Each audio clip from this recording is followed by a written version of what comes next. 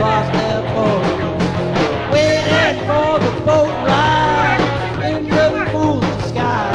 Patron James Farrell, they used her for his eyes. Hello and welcome to another episode of The Grindbin. I'm Mike Wood. I'm Bobby Trippett. And today we're talking about 1988's Hellbent. It's all the same fucked upness. Hey, Bobby, I got the money. Yeah, I made the team. But you're a hooker. Get that goddamn thing out of your mouth. Spooky got no wheel coach. Hello, pizza man. We're gonna play a little game, baby. I just love fun and games.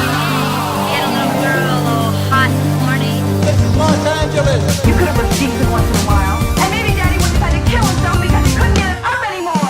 What a shame. Come on, just step on the gas before we get creepy.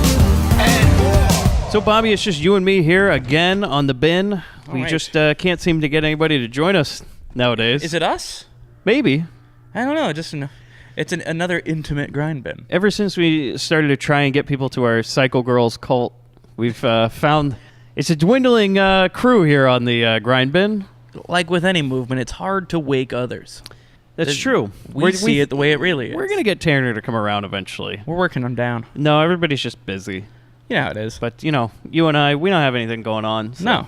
What losers we are. Yeah. So this one is brought to you by one of our Patron members. Thank you so much, James Farrell. Oh, man. He recommended this movie to us. And James, interesting choice. I've never heard of this movie. That's for damn sure. I had heard the title because I follow Vinegar Syndrome, who put out a Blu-ray of this. Yeah. I had Vinegar never seen Syndrome, it prior to this, but...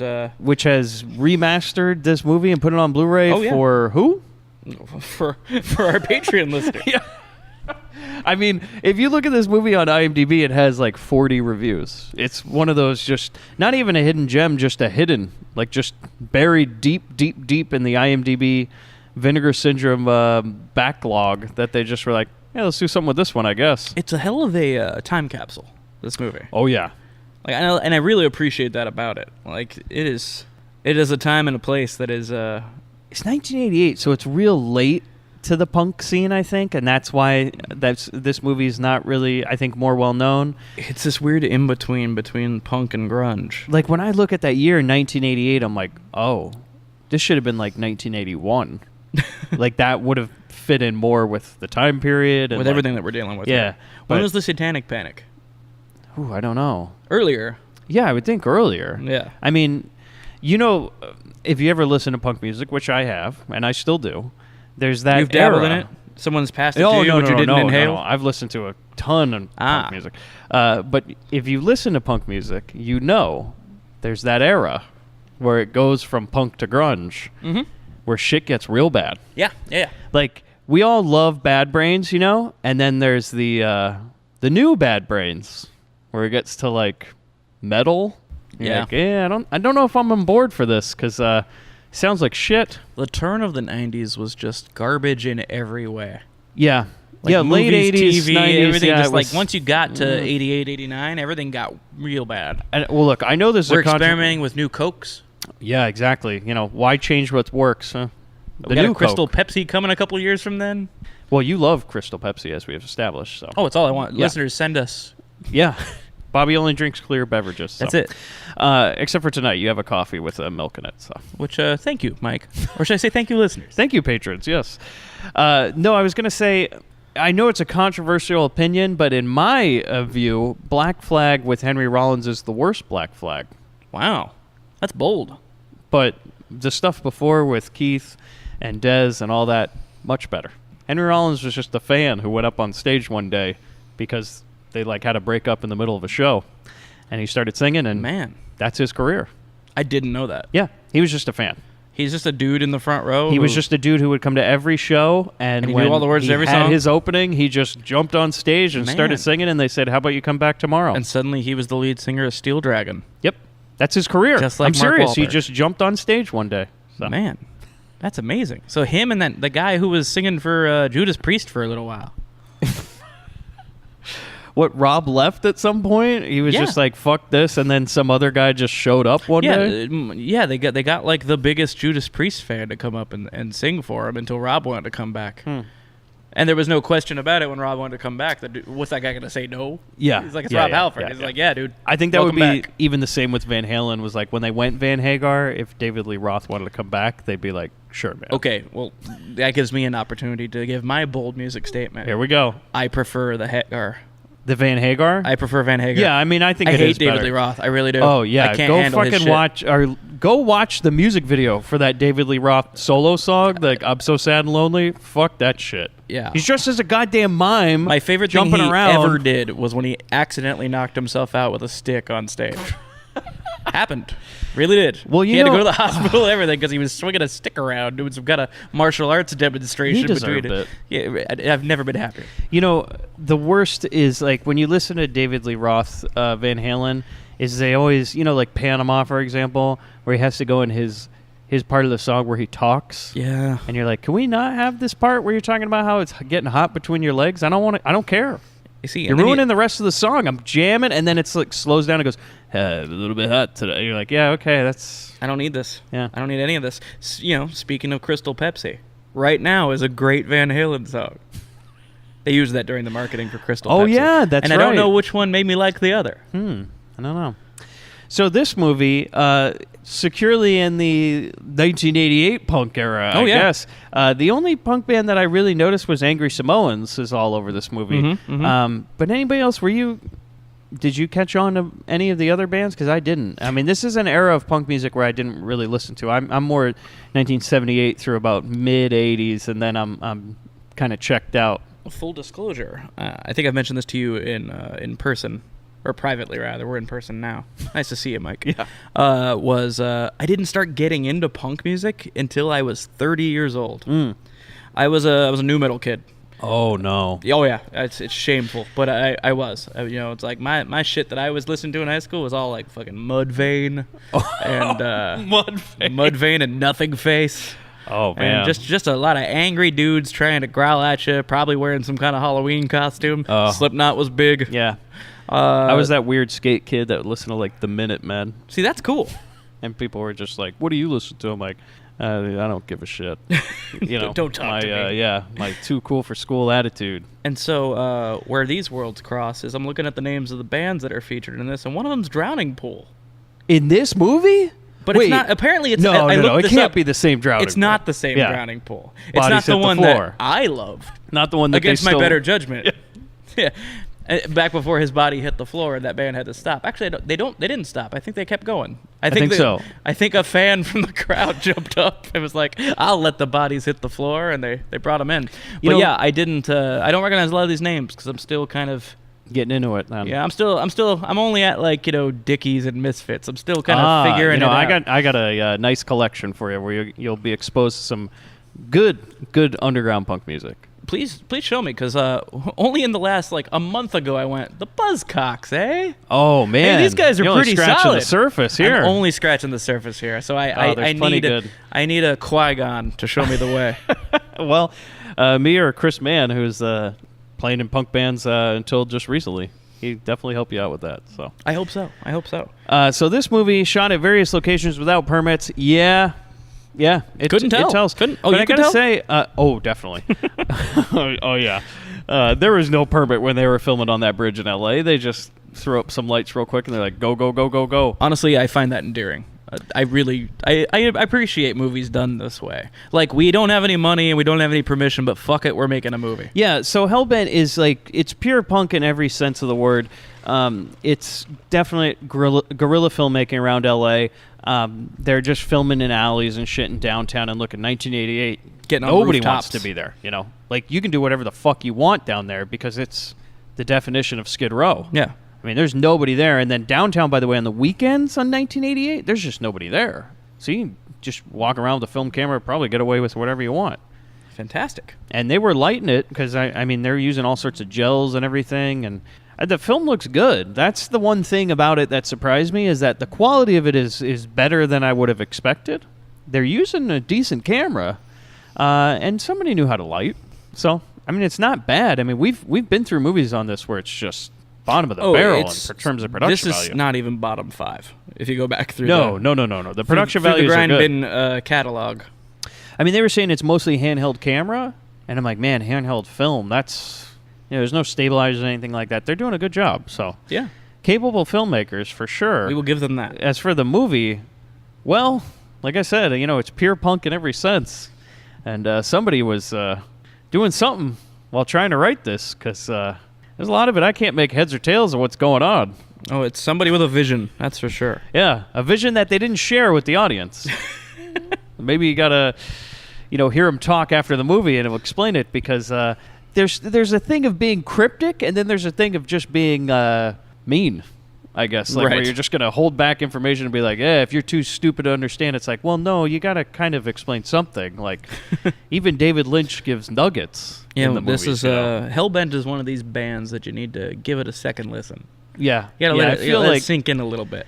But then there's also these things, as we'll get to, like somebody's name is Tanis. Yeah, the subtlety's not their thing. So...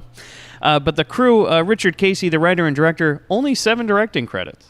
More than I would have expected. But started his career with music videos for Blue Oyster Cult and Aldo Nova. I don't know who Aldo Nova is, but... Yeah, I'm not familiar with Aldo Nova either. I don't know, but he directed 2 things for them. 1985, he made a movie called Horror House on Highway 5. I've heard of this. Horror House. Horror House. On Highway 5. That's a title I'm familiar with, but I've never seen it. It's a van full of college students traveling down a highway is terrorized by a psycho killer in a Richard Nixon mask. So, wasn't that The Tripper? Or no, that was a Ronald Reagan mask. There's a horror film in the early aughts that Dewey from Scream made. David Arquette, former WCW World Heavyweight Champion David Arquette made that movie. Oh boy, I never saw it. Yeah, David Arquette, a real America treasure. So. You ever see? You just wait. He's gonna have like a renaissance. Yeah, some of those actors that do that. Remake Eight-Legged Freaks or something. I think he's gonna pull a reverse Leslie Nielsen. Like way late in his career in the Twilight, he's suddenly gonna become a dramatic actor, and we're gonna be like, this guy's fucking amazing. Oh, please don't. 1988, Hellbent, and then he did 1995 Angry Samoans documentary about the band.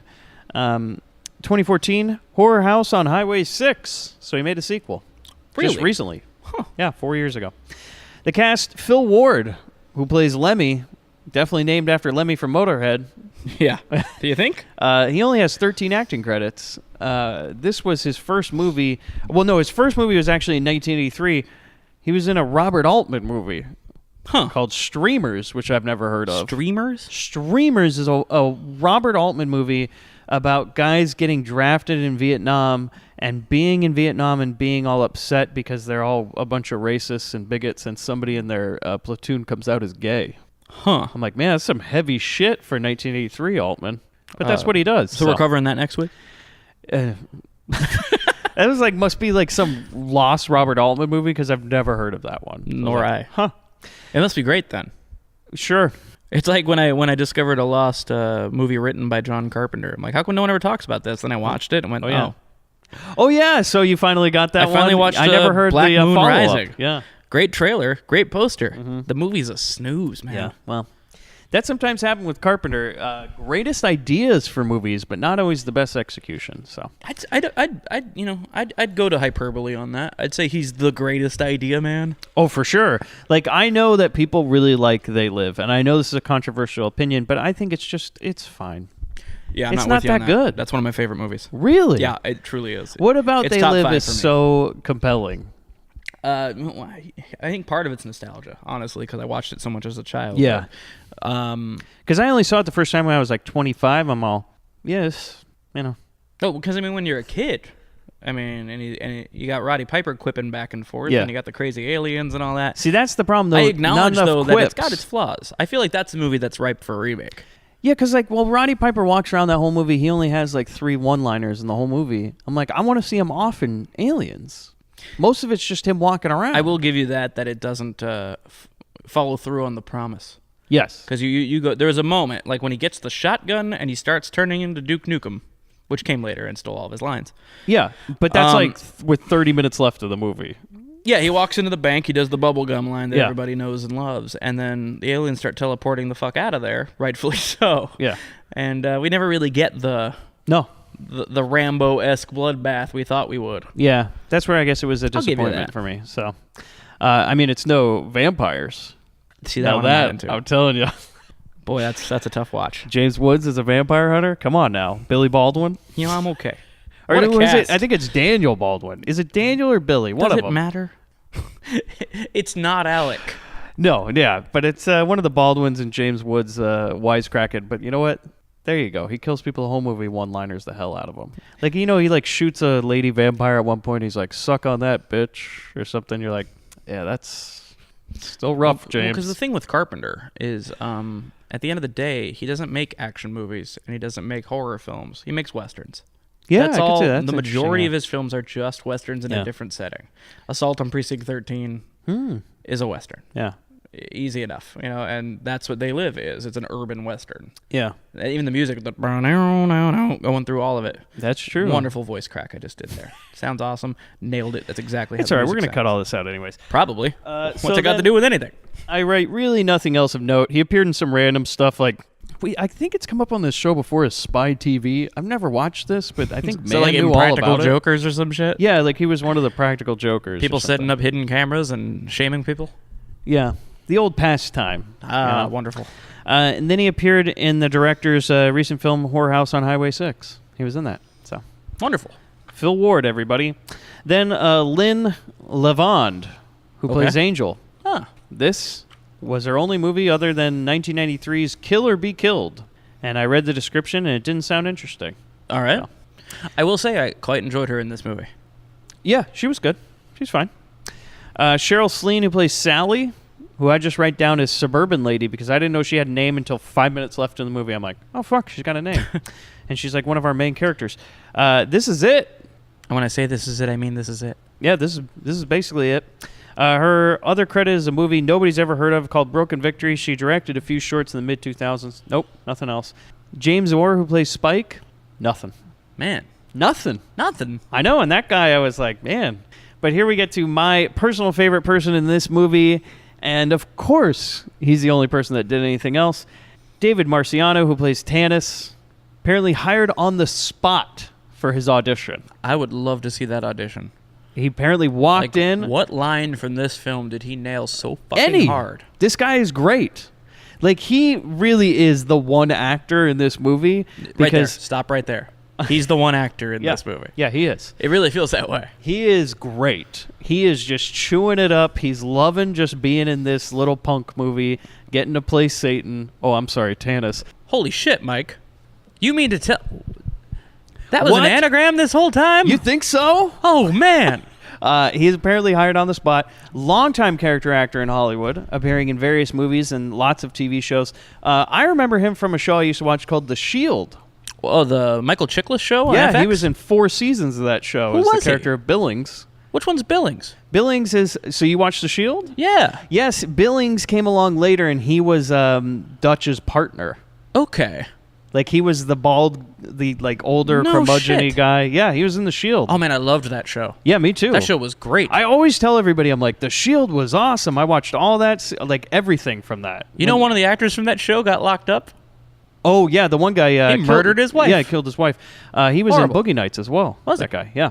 Oh, man, but that show, it also brought us Walt Goggins. Oh, God, and by the way, has That he had a dude's career or legit what? treasure. Oh, yeah, and Tarantino... It So takes a fucking Tarantino to find it out, by the way. It takes a Tarantino to get everyone on board with what we already knew. Well, he was great in The Shield because you couldn't stand his character. Ah, it was wonderful. And, well, that's why you love him, But he's in, Django, I think it was at first. Mhm. And you're like, man, He he's also killing popped it. up in some of Rob Zombie's films. And he's always killing it. He's the one who gets that super long execution scene. Oh, that's right, yeah. Where, we hold the camera for a solid 2 minutes before the trigger gets pulled. Yeah. Yeah, he's great. But you will remember Billings. If you looked it up, you'd be like, oh, yeah, that guy. He was yeah, the other that guy. guy that was giving Dutch a hard time. Yeah. The last 4 seasons of the show, he was on it. So. Everybody stop right now listening to this. Go watch all 4 seasons of The Shield. It's good. Then come back. Yeah. It won't enrich this episode, but you should do it anyway. The Shield was, I thought it was quality entertainment back in Oh, the it really day. was. Remember that episode? There And was that one episode. I couldn't believe how badass the commish got. Oh yeah. Oh, Michael Chiklis. That's the Chiklis only is thing great. he's ever done that's good. I'm I bummed that the Fantastic Four movies kind of put a halt to his rise. Yeah, that was. Because I don't think he did much after those, did he? Yeah, only Silver Surfer rose, and those. ones, so. Good. Do you remember that episode where some guy was hoarding semen? God. That's what I definitely remembered because they all broke all over the floor and everybody's like, oh, now we got to clean up all this jizz. Yeah. See, at the time I was working at a video store and just working my way through the show on my lunch breaks. So every night I'd go in this like supply closet that had a little TV and a DVD player. I'd pop a popcorn that I didn't pay for, or I'd eat a box of jujubes or and whatever. Everybody on the outside hears, do that. Yep. And then one time they just heard me scream, "Not Lem!" And you see, the great part about that show is like it always gets you with the intro stinger. You know, you never know when it's going to come in, and then all of a sudden there'll be some badass moment where Michael Chiklis does something that goes,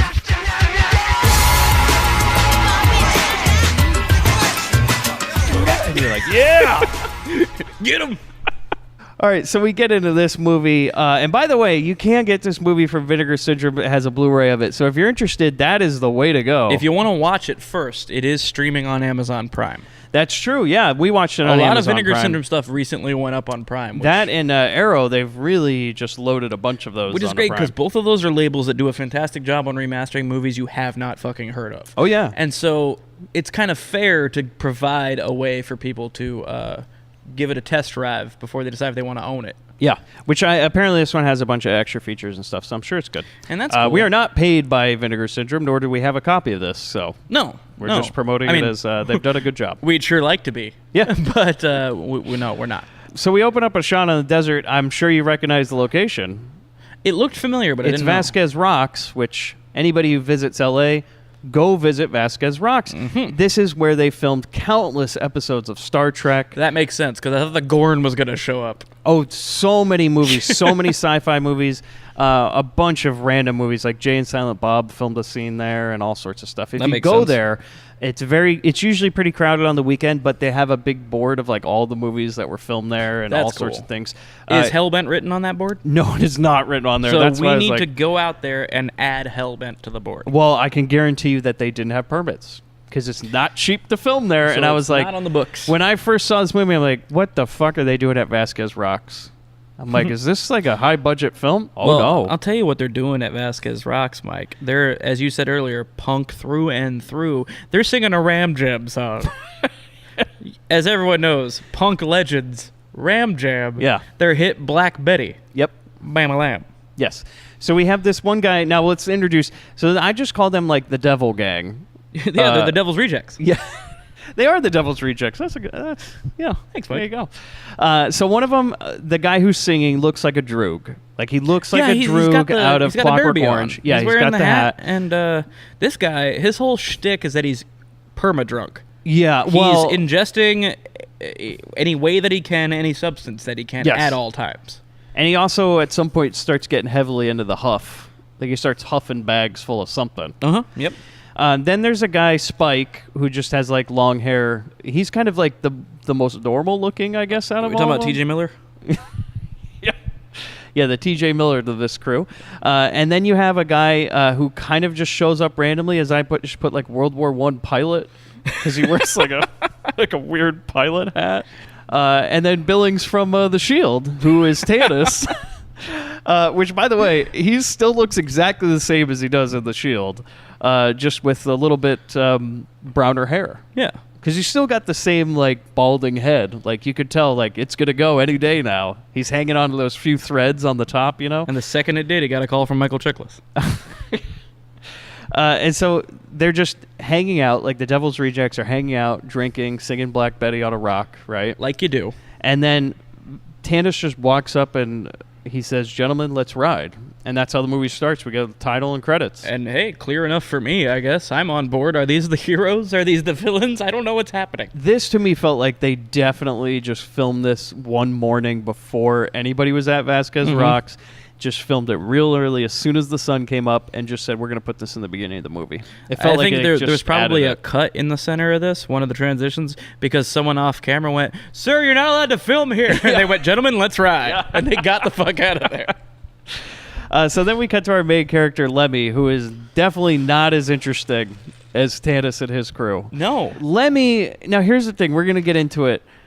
The performance. So we start off... Well, over our opening credits, we have to listen to our friend's band. Oh, yeah. That's how it felt anyway. Yeah. I'm just like, it's like, man, what am I going to say when this song's over? And he asked me what I thought. You're gonna go, Hey, you yeah, got something there. Yeah. Yeah, you keep at it. I'll check it out. Yeah. When's your next show?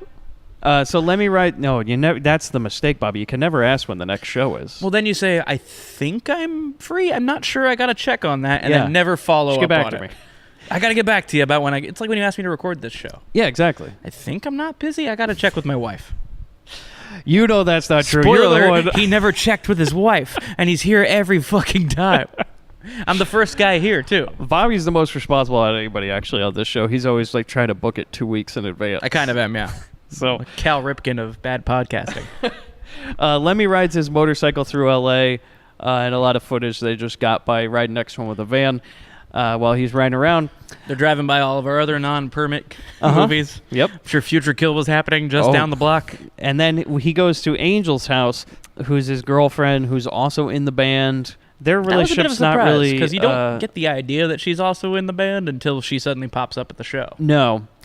So he's writing this new song about Van Gogh's ear. I just read, okay. Because here's where we get into it. Like, his performance is...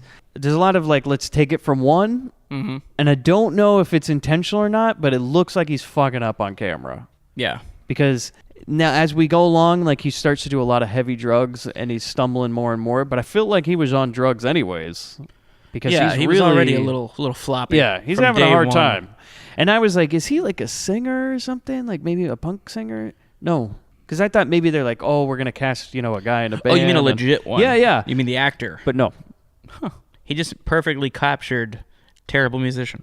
Yeah. And he does an admirable job, but it's not a good performance by any stretch. No. And No. so, yeah, she kind of helps him a little bit, writing Van Gogh's ear. Yeah. We do get a little touch of the couple, being sweet with each other in their own way. Yeah. Which is about the only time. Yeah, we got to start with something. Yeah. So you can experience the turn. So then they go to a punk show, and I write, this looks like every show I ever played. Yeah, they look like they're playing at Dante's Inferno Club from Beetlejuice. The brothel that he suddenly manifested. Yeah. He's like, here I come, baby. But even more low rent. Yeah. Like, we're talking, yeah. And they got the lyrics he's coughing up. It's something to the effect of like, I wear a crown of barbed wire. There's razors in my brain. Yeah. I write, And everyone's just kind of swaying to it. Yeah. I write, there's something. They are something. We're getting a whole movie of this, huh? Yeah, I know. I was like, okay, well, is this supposed to be good or like? Yeah. Then we find I don't out. know if I'm supposed to like this. Yeah, and then all of a sudden, so the Devil's Rejects show up. They're sitting outside some sort of store with a big Santa display. Like, this looks like the beginning of Elves, by the way. This is very low rent. Like, they definitely had somebody's like brother paint this thing Oh, yeah. or something before the shoot. Were you expecting Haggerty to show up? Yeah. Oh, definitely. If Haggerty in the Hellbent world, I would have loved it. He would have fit in with the drug use. I think so. 'cause And that's he why he would've spoke just- the way he did. Yeah. Well, he spoke the way he did because he was drunk. Right. Dan Haggerty, notorious drunk. Haggerty should have been one of the Devil's Rejects in this movie. Singing Black Betty with the boys. Yeah. I could see it.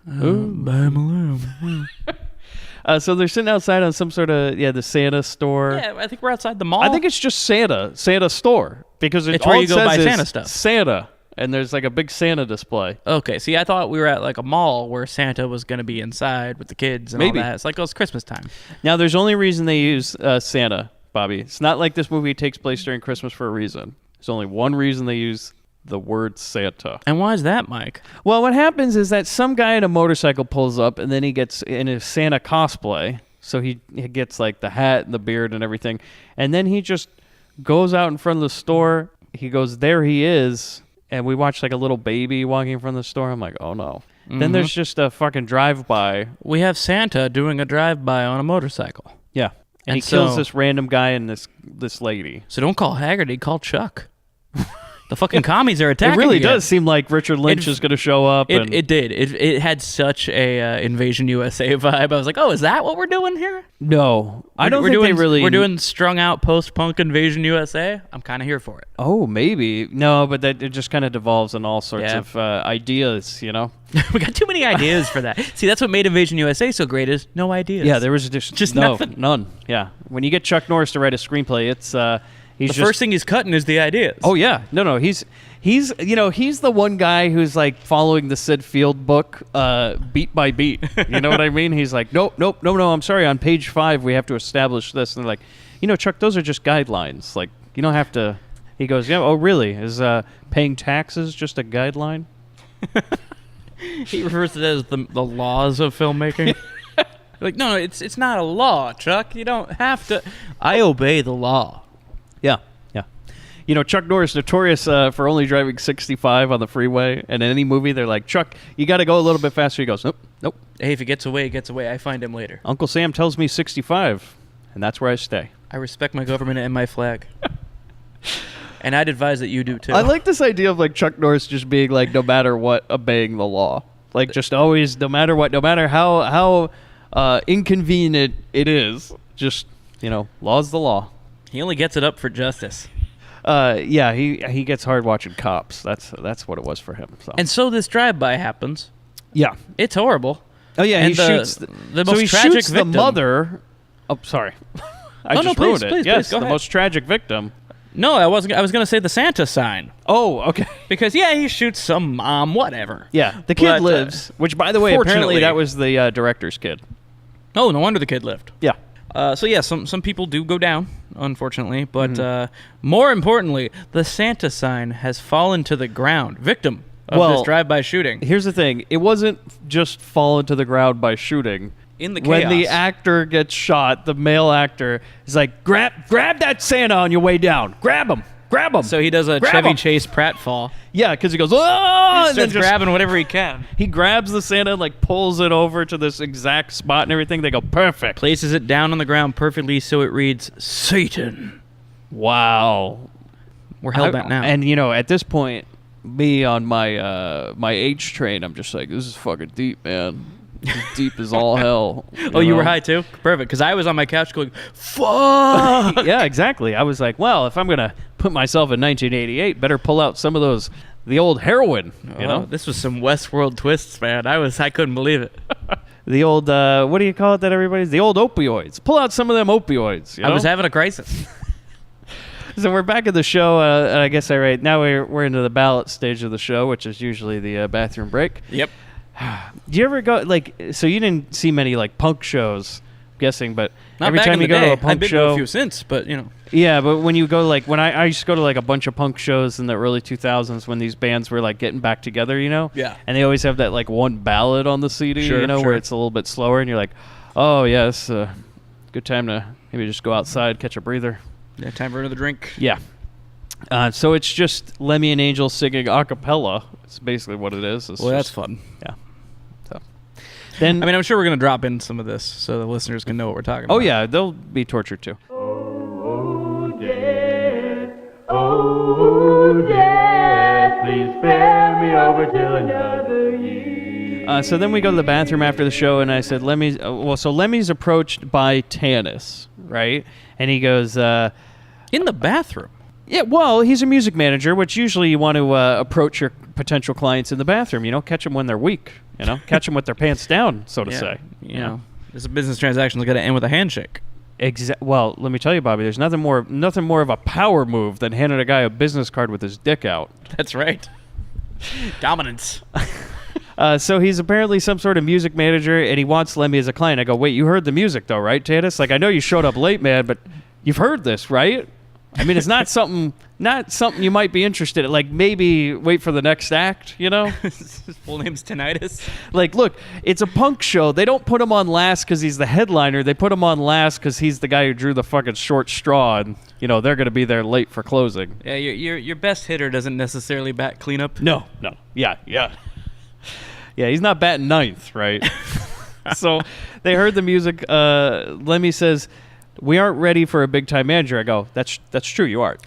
You are not. I do like, however, that he starts this conversation by going, you call me? Yeah. And Lemmy's like, what are you talking about? I don't even know you. Who are you? And that ties in. I'm Tanis. Tanis. Yeah. You called me. I'm Santa. Satan. This would have been better if Tanis was Santa. Oh, my God. If he just cosplayed as Santa the whole time? Ho, ho, ho, Lemmy. I love your music. Let me sign you to a record contract. All I want is your soul. Have you been a good front man or a bad front man? Ho, ho, ho. So Tanis gives him the hard sell. He's like, hey, why don't you meet me over at Bar Sinister when you're ready? Which I'm like, oh. Because there's still time to make a deal. Bar Sinister sounds like a dangerous place. Sounds a little sinister in nature. I'm like, this is going to be even more like Dante's Inferno Club, right? Beetlejuice is going to be there when they get there, right? So then we go to the Devil's Rejects car, and they're like, here's the thing, is Spike goes, yeah, hey, Lemmy, he goes, hey, why do you want to sign that Lemmy Kids band? That band sucks. I'm like, yeah, they do. It's true. And Spike's like, come on, Tanis, what the fuck? I thought we were going to make money. How are we going to make money on these, like, deadbeats that just get strung out on heroin and start singing their a cappella tune at the end of a set? Like, what way to kill a fucking room and be like, here's our last song, we're going to send everybody home miserable. Well, maybe it's a good thing, like, you can get to your car early. You're just like, yeah, while they're doing this one, we'll head on out. Look, trust me, if there's an encore, you don't want to hear it, so. So Tanis says something about he says something about how Lemmy is Satan's child? No, he doesn't claim that. The issue here is that a lot of Lemmy's lyrics have been talking about being Satan's son, the devil's child. Okay. And that's what got his attention. That's why he said, "You called me?" when he first meets him. Oh. Because, like, you keep, Speak of the devil Santa. and the devil appears. Yeah, Santa. Yeah, Santa. He, as he says in the movie, he sings a lot of stuff, and his actual quote is, I take that shit personally. And so his problem, actually, the reason he wants to fuck with Lemmy is Lemmy keeps talking about him in his songs, but Lemmy sucks. Yeah, because you'll find out he's offended that this shitty musician keeps calling him out his name. Yeah. So he's like, you don't represent me. So here's the thing: is like it's some sort of long con that involves like people that live in the suburbs and all this shit. I mean, this is where it just devolves into like, do we know what we're doing? Yeah. Ultimately, what this boils down to at its basest is the devil's like, I heard you were talking shit. Yeah. And he decides he's gonna wreck this guy. So I'm gonna somehow set up some super complex plan involving a baby and this suburban dude and his wife. The Morning Star is a master of deception, Mike. Because as we go you on, don't question the Lord of you're Darkness. just going to be like, what does this have to do with anything? Nothing. So then we go to a funeral. Okay, here we go. Go to the wake for the guy shot in front of the Santa store. Man, small turnout, dude. Yeah. Only 3 people there, and then Bobby, as we're going to find out, all coworkers. Yikes. I imagine that'll be mine. Yeah, I mean, I'm already planning on being busy, so. What day is it? I mean, well, I only knew him I'll for try a to make year, I barely know these guys. Yeah, so. You'll check it out. Small turnout, only 3 people, and then 2 got to leave right away because they're like, the old wake and run, Of course. as they go, oh, we got a roast in the oven, got to go, just wanted to stop in, pay our respects. All right, bye. We'll make an appearance. And the other guy that's there is like, we should get a drink sometime. Like, yeah, we should. So anyways, yeah, we'll see you. It's one of those funerals where you find out about it and go, well, who else is going to be there? As we all do for funerals, Right. like, and you go, I don't want to go to that bring down. Yeah. So the old in and out, the gang shows up, and they talk to this this guy with curly hair that's apparently part of this plot. I'm like, they know each other? Okay. So then we go to outside a recording studio, and this is like a real Boogie Nights moment. It was my favorite scene in Boogie Nights, where Mark Wahlberg and John C. Reilly are yelling at the engineer going like, no, you don't understand. You give us the demo tapes, we get the album, then we give you the money. And they're just like, no, it doesn't work. Your Transformers song is not going to sell. Right. It was already in a movie.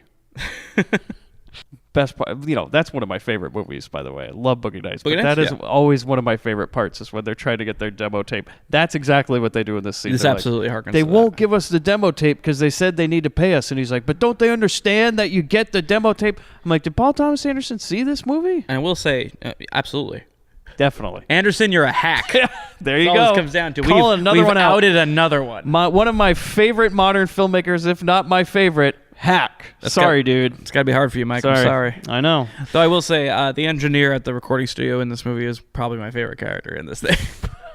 You mean the guy who they only have one shot of him in the whole movie? Like, they didn't even move the tripod or anything. Yeah. It's just one single And shot. he's not fucking having it. This dude was on set for literally 10 minutes. Like, it was Done. just boom, boom, boom, done. Love He's got to this go guy. back to work.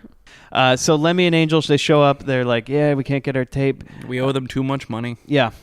And he's like, no. Then we go to Bar Sinister, and Lemmy's... And let's talk about Bar Sinister for a second. Okay. Was it a little underwhelming for you? All right, I wrote multiple times that Bar Sinister is the lowest rent set I may have It's seen in any movie. garbage. And I was like, this is... I started to think that, was this just like a fake... Is this just some sort of room in the back of like a Not Scary Farm or Yeah. something? Because it's like... It looks like an employee break room. It's like a haunted house's employee break room. Because they got some kind of haunted house going in here. A little bit of black light business going on. There's a tiny little stage that's just boxes set up. Yeah. Yeah, some crates, and there's a girl kind of bored dancing on. And they thought in their minds, they're like, this is going to be so fucking good. This is going to be, before Dusk Till Dawn. Like, they're like, this is going to be that bar, that one Do you in think Mexico. that was the whatever. mindset that this was going to be awesome, or was it intentionally supposed to be kind of shit? I thought they... Because you got like the one drunk barfly just kind of passing out on the end of the bar. The bartender looks like a gorgeous lady of wrestling. Yeah. Like, she looks like a glow girl through and through. Yeah, definitely. Like, she looks like she can whoop anybody's ass in that bar. She got big hair. She might as well have been wearing face paint. I felt like they had grand intentions for this bar, and budgetary reasons caused it to be filmed in somebody's apartment. Yeah. Because it looks like a studio apartment that they dressed up to be a bar. And, it's always a bad sign when there's no actual door in a movie, and it's just like... walking into a walk-in freezer. Yeah. So this is apparently a strip club, kinda. Because we got the one stripper who is not taking off her clothes. They got like two girls to take their tops off in this movie, and they felt very proud of themselves because they feature them quite a bit And on there's camera. like a single army vet in a wheelchair watching. Yeah. That's the extent of the crowd.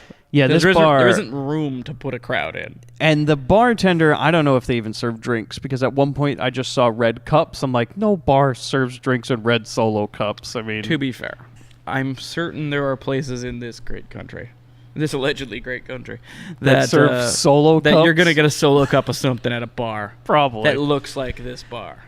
Yeah, this was bad. And here's the thing. There's like not even music going on. You have a punk movie full of punk music. There's not even a song going on. It's just like there'd be someone performing silence. music at this bar. Dead silence as a woman takes her time.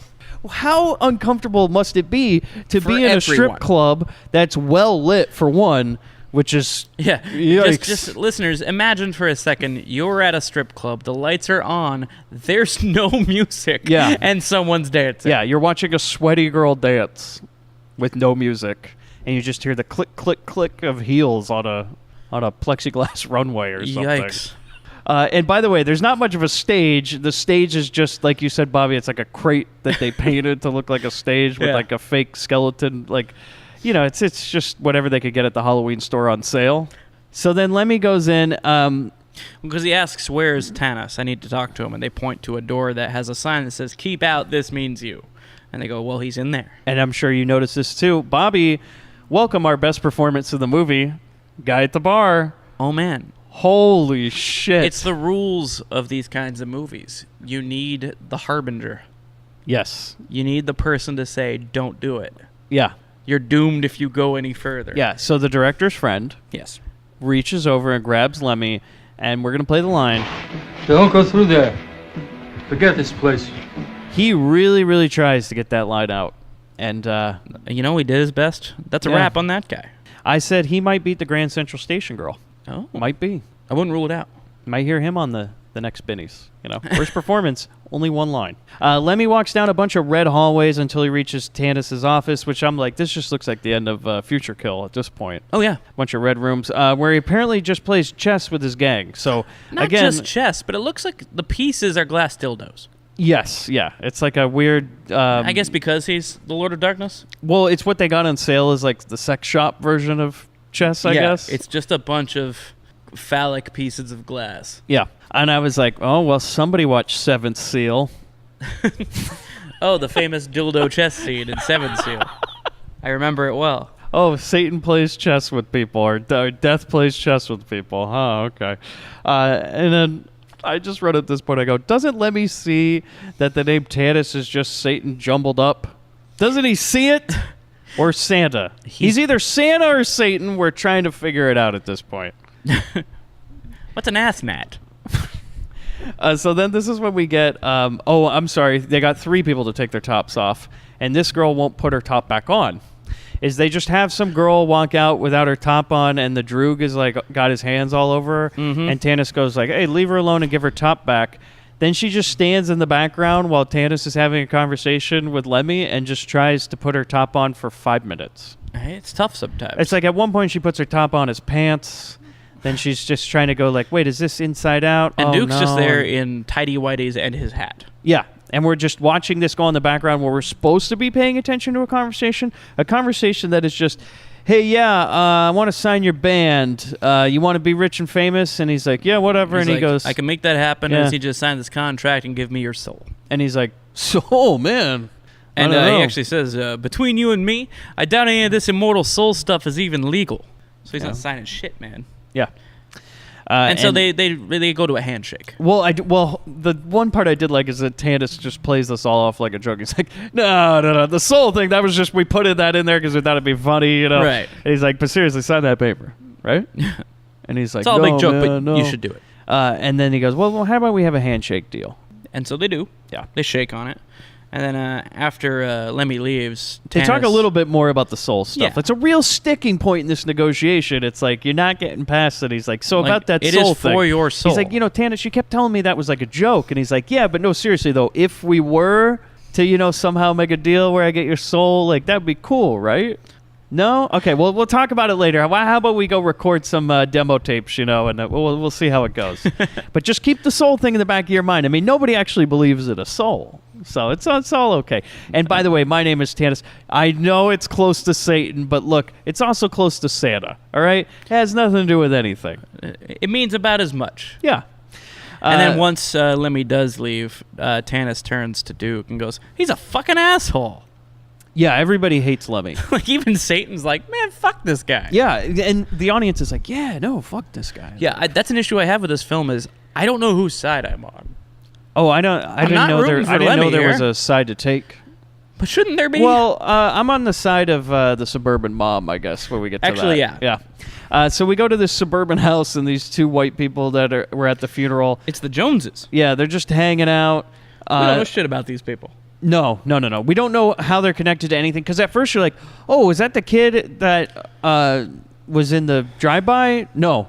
No, we don't revisit that at all. No. But what we do talk No, to that Jones baby died, because, man. Of course. Yeah. That baby went to the jungle and got raised by a bear.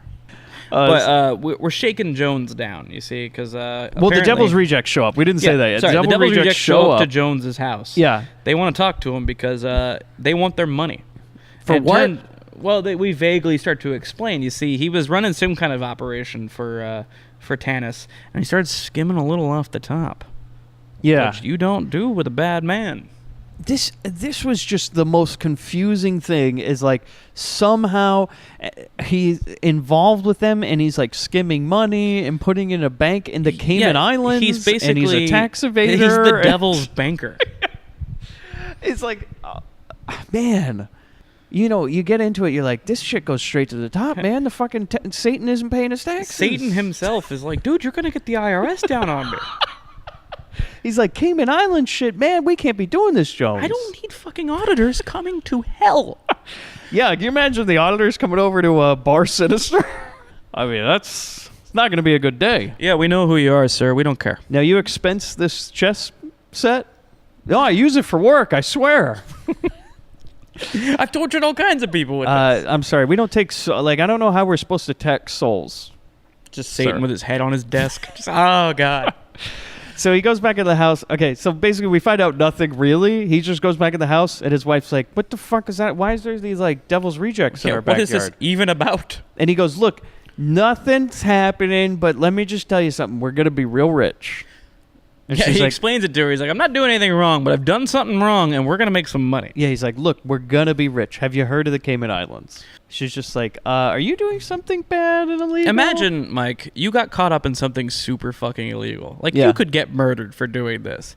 Oh, yeah. Now, if you told your wife, look, just go with it, all right? yeah, we're gonna be rich. I need you to trust me on this Look, one. and even if they get mad at me, they never come after you. Who does that? Yeah, exactly. They don't There go are after lines you families. don't cross. These guys live by a code. Yes, I signed a contract. It's all good. All I got to do is give my soul and yours and the baby's. But it's all good. Point is, we're about to make some money. And she's like, all right, well, it's the 80s, so She's like, I guess so. let's do it, right? We're bankers in the 80s. Yeah. We're going to fuck with something. fucking A right. And at one point, we do cut back to the Devil's Rejects, and I think it's Duke who goes, bankers, what a bunch of crooks. Sing. So apparently that guy who died was named Joe Green, and he's also involved in this money scheme or something. Yeah, when Mean Joe Green threw his jersey at that kid, Yeah. it wasn't his jersey to throw. Yeah, and the IRS was like, did you pay taxes on that jersey? Like, excuse me, or- that's merch. the IRS going after this kid who got a mean Excuse shirt. me. Yeah, we saw you in the commercial. Son, did you know that has a monetary value and you have to pay the U.S. government for that? You didn't report this. They're locking up some 5-year-old. So he keeps telling his wife they're going to be very rich. He did it all for her. That's when he gets to the real thing. He's like, no, look, I did it for you. And they're like, oh.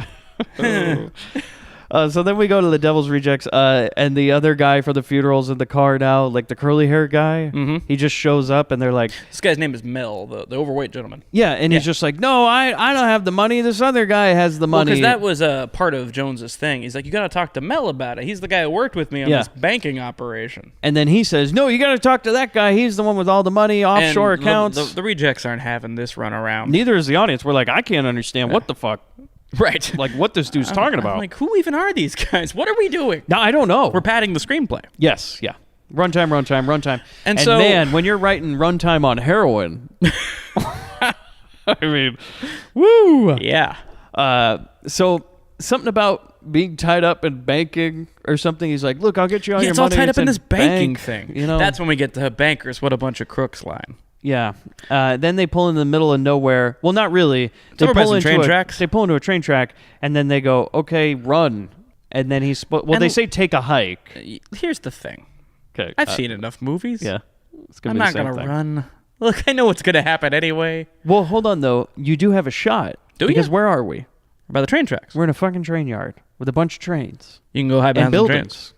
And this I guess you dude, have a chance. This fucking dumb shit just runs into the middle of the most open part of a field. Doesn't even zigzag. No, and they fuck with him at first. Yeah, didn't you? Well, it's just before the DC Sniper where we all learned all you got to do is zigzag. You know, Right. we all remember that. Do you remember when that happened? Like, I was thinking in my mind, do you think people in Washington, D.C. really just, like, there's this mass movement of people zigzagging Hell around no. town? I'm Like, sure the there are thing people with it in their would they minds. be synchronized? You know what I mean? Like, everybody just going back and forth. Oh, man. That'd be mind-boggling. That's what I was thinking. I'm like, man, that might be a sight to see. Yeah, just turn DC into what looks like a shooting gallery. Yeah, because I was like, if you zigzag and then you're all zigzagging in motion at the same time synchronized, then maybe, yeah, it does create kind of more of an attractive Now shooting you're on the gallery. Toy Story ride at California Adventure. So then they pull in the middle of nowhere. They're like, take a hike. It doesn't even zigzag, like you said. They And- fuck with them with one gun, then they shoot the ground. And then they end up gunning him down with every gun from the prop department. Yeah. Like, one dude's got a Tommy gun. One guy's got a... Look, whatever was on sale at Halloween outlet, you know. I mean, I half expected Spike to pull a musket. And so this is the thing, though. The guy could have ran behind anything, any number of things out there, but he knew it was He didn't over. move very fast, and he was a large target. He knew. Yeah. So, well, as we learned from the movie moving target's hard to catch. That's true. That was the tagline of that movie, said within the movie. If only Borgnine had showed up. I don't really think that's what. I don't really know what that means, actually. A moving target's hard to catch. It's like, well, Nobody does. yeah, I don't know. 'Cause you don't catch now a Now I'm target. thinking about that, yeah. Huh. It's hard to catch, but easy to shoot. Anyways, he dies. He dies. Yeah, this guy's dead. Don't worry He's about dead. it. And this is our first instance where we get to see Duke huff some industrial solvent. Yeah, so he's apparently got He's moving up to the hard stuff now. Yeah, so he's like at the Elmer's factory getting like that runoff. You know what I mean? Basically, the actor is just holding a paper bag up to his face and going, Yeah. He's got like the natty ice of glue. You know what I mean? Like that bottom of the barrel where you got to package it in a different can and call it something different because a little bit, you know. He's trying his can't best exactly with be like Bud Light. a kid's glue stick. Like the clear liquid Yeah, ones. yeah, but I'm saying, man, he's getting that runoff. You know what I mean? Like the reject glue. Right. He's got like a hookup at the factory, and he's like, yeah, just give me a paper bag of that shit. You know. And he's just looking up from it like, you know, this horse won the Kentucky Derby. It was years ago, and now I'm inhaling him. So the Devil's rejects show up. Droog's guy. Okay, well, they go to the recording studio, right? So Yeah, Lemmy and they're Angel gonna- are at the they're gonna recording poke studio. in. And then the Devil's rejects show up, and they're like, "Are you guys playing Freebird yet? Because you know we're gonna put the whole thing in our movie." And Duke starts like chanting a song of his own. Yeah, the Droog guy just starts singing. He's like, I got my mind made up. You can get it, girl, anytime. Tonight is fine. Drop that in here so people can hear. Sure. I got my mind made up. Come on, you can get it. Get it, girl. Just get him away from the microphone. Please step back from the microphone. And the guy in the booth My man, the engineer, just says, "Someone tell this guy to shut up." see, he's not having anything. Yeah. No, this guy, like, he's putting in long days at this studio, especially when we see like how long it takes them to record. Well, because on a day where everything goes smoothly, he still has to listen to Lemmy. Yeah. 18 hours of Lemmy. Yikes. And so then Angel's like, "Hey, these guys are kind of weird." Right. And I write, "Yeah." And then Lemmy sends her off. He's like, "All right, hey, I'm going to go hang out with my new friends and drink some cough syrup." And this is when we learn that Lemmy's drug of choice is Robitussin. He's robo-tripping. Yeah. So the whole rest He's of the on the movie, Tussin. he's on Tussin, Yeah. which is an interesting choice. And he hasn't had a cold the entire time. No. And so we watch him drink cough syrup for a while. And then a guy, like the Droog guy's like, "You got to chase it with some alcohol, blah, blah, blah." And Spike actually gives him a little bit of advice about his on-stage persona. And he suggests that he tries biting the head off a dove on stage. Yeah. To which I have in my notes, he's Lemmy, not Ozzy. Exactly. Like you're mixing up your metal guys. Yeah, and I was like, well, this is not played off like a joke. Yeah. If Because you're then Lemmy, you're Tannis- supposed to receive oral sex during a show. Yeah. Then Tannis shows up and he's like, "Yeah, no, that's a real good idea. Like, maybe you should bite the head off a dove. Look, you got to have some sort of catch, son, because your music is fucking shit." You gotta have a gimmick, kid. Yeah, you have to. Because nobody's listening for the music. They're going to be like, "We want to go watch the guy who, you know, fucks a rat on stage." And you know what? As a new metal kid, I'm like, yeah, you need a gimmick. You stood up off your couch going, "Yeah, yeah." Yeah, put on a mask or some shit. You need to hit a beer keg with a hammer So what was while pretending to masturbate. Yeah, what was Drowning Pool's big big gimmick? What was their gimmick? They had a fat guy. That was kind of their thing. Oh, and he hit the floor. He did. There you go. I Harder think the than only most. time that That dude song- looked like Bray Wyatt. Like, really. if you look, like Dave Williams was his name. He played WrestleMania, in fact, before Bray Wyatt showed up. But he looks dead on. You know, my favorite use of that song, "Bodies Hit the Floor," was the trailer for Jason X. Perfect. I was like, there you go. That's I all think you they need. used it for the Punisher as well. They use it for probably every movie. Anytime bodies are going to hit the floor. Oh, you mean the Tom Jane Punisher? Yeah, I think they use it for the original trailers for Now, that. Tom Jane Punisher is probably one of my favorite Punishers. Yeah. Because, man, Travolta, woo. Man. That movie. Did you ever see the short film Tom Jane made? No. He did a short for like San Diego Comic-Con or something to the effect. After it was already decided that Tom Jane was not going to get to do another Punisher movie, he financed and shot his own short called Dirty Laundry. Really? It's pretty cool because they never call him by the name or anything like that, but the idea is basically Frank Castle is having laundry day, so he's at the laundromat, and a crime takes place, and he goes out and stops it.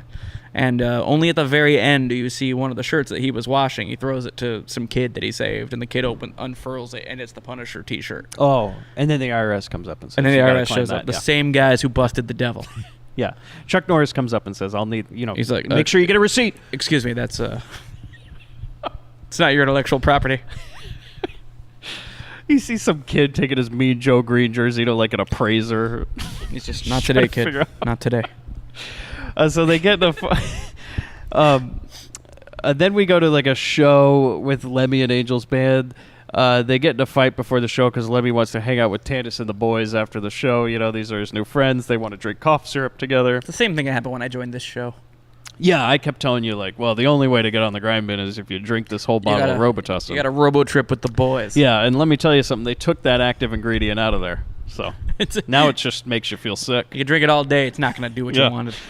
So Lemmy keeps telling her that this Tannis guy's real great. You know, he's giving him studio time, a lifetime supply of doves. It's all good. Like, they got everything going, man. And don't worry, like, I know his name is creepy and all, but it has nothing to do with Satan. He's joking Definitely about not this soul affiliated. thing. Yeah, but nothing to do with it. And she's like, nah, I think they're kind of weird. So then Angel's like, look, just come over to my place after the show. And he's like, well, I'll go to Tannis's first, then I'll come over. So then we go on stage. Lemmy's now hitting the cough syrup real hard. Oh, yeah. Right? Here's the things I see in the crowd. Yeah, Guy with a watermelon. I got some things here, dude. We got the guy pulling a Gallagher. Yeah. But he's headbutting things. Yeah, he's his Gallagher. own sledge-o-matic. Yeah. Go ahead. Then there's two fat guys smacking bellies together. Yeah, we got trucker sumo wrestling. Yeah, that's nice. Fun. That's fun. Now Lemmy has a snake on stage. Yeah. Yeah. Then some guy kills another guy in the audience with a chains. chain. Yeah, that's interesting. Like Streets of Rage is happening in the crowd. Yeah. And then suddenly Lemmy kills said snake with a machete. Yeah, on stage. I don't know where he got the machete. And I said, you know what? I'll give Tannis this. The song is much better than what they had going before. You know? And the snake thing worked. The gimmick's working. Yeah, he's got something going, man. I was like, man, you get like a hip hop beat and a little bit more guitar, and I'm listening. So they're playing at some shitty bar with like 15 people. Like, man, how much that snake cost? You know, Yeah, like, we gotta buy a snake for every one of They these. were playing to 5 people, and now it's 15. That's true. So it's paying off. So. And Spike actually. Plus, you can write those snakes off. You know, it's true. Spike is watching this next to Tannis, and he goes, good beat, easy to dance to. I'll give it an 83.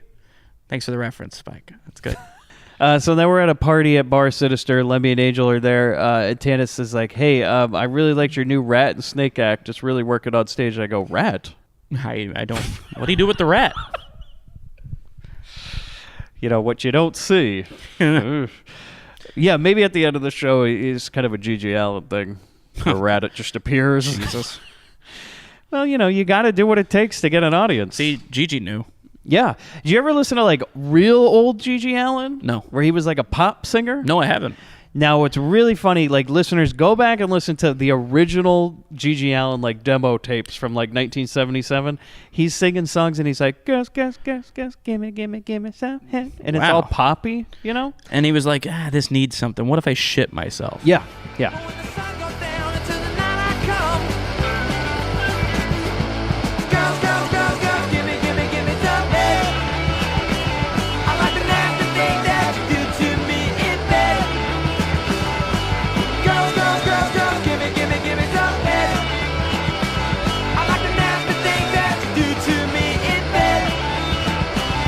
And then people paid attention. So Hey, it worked. You know, there's no such thing as bad press, right? Yeah.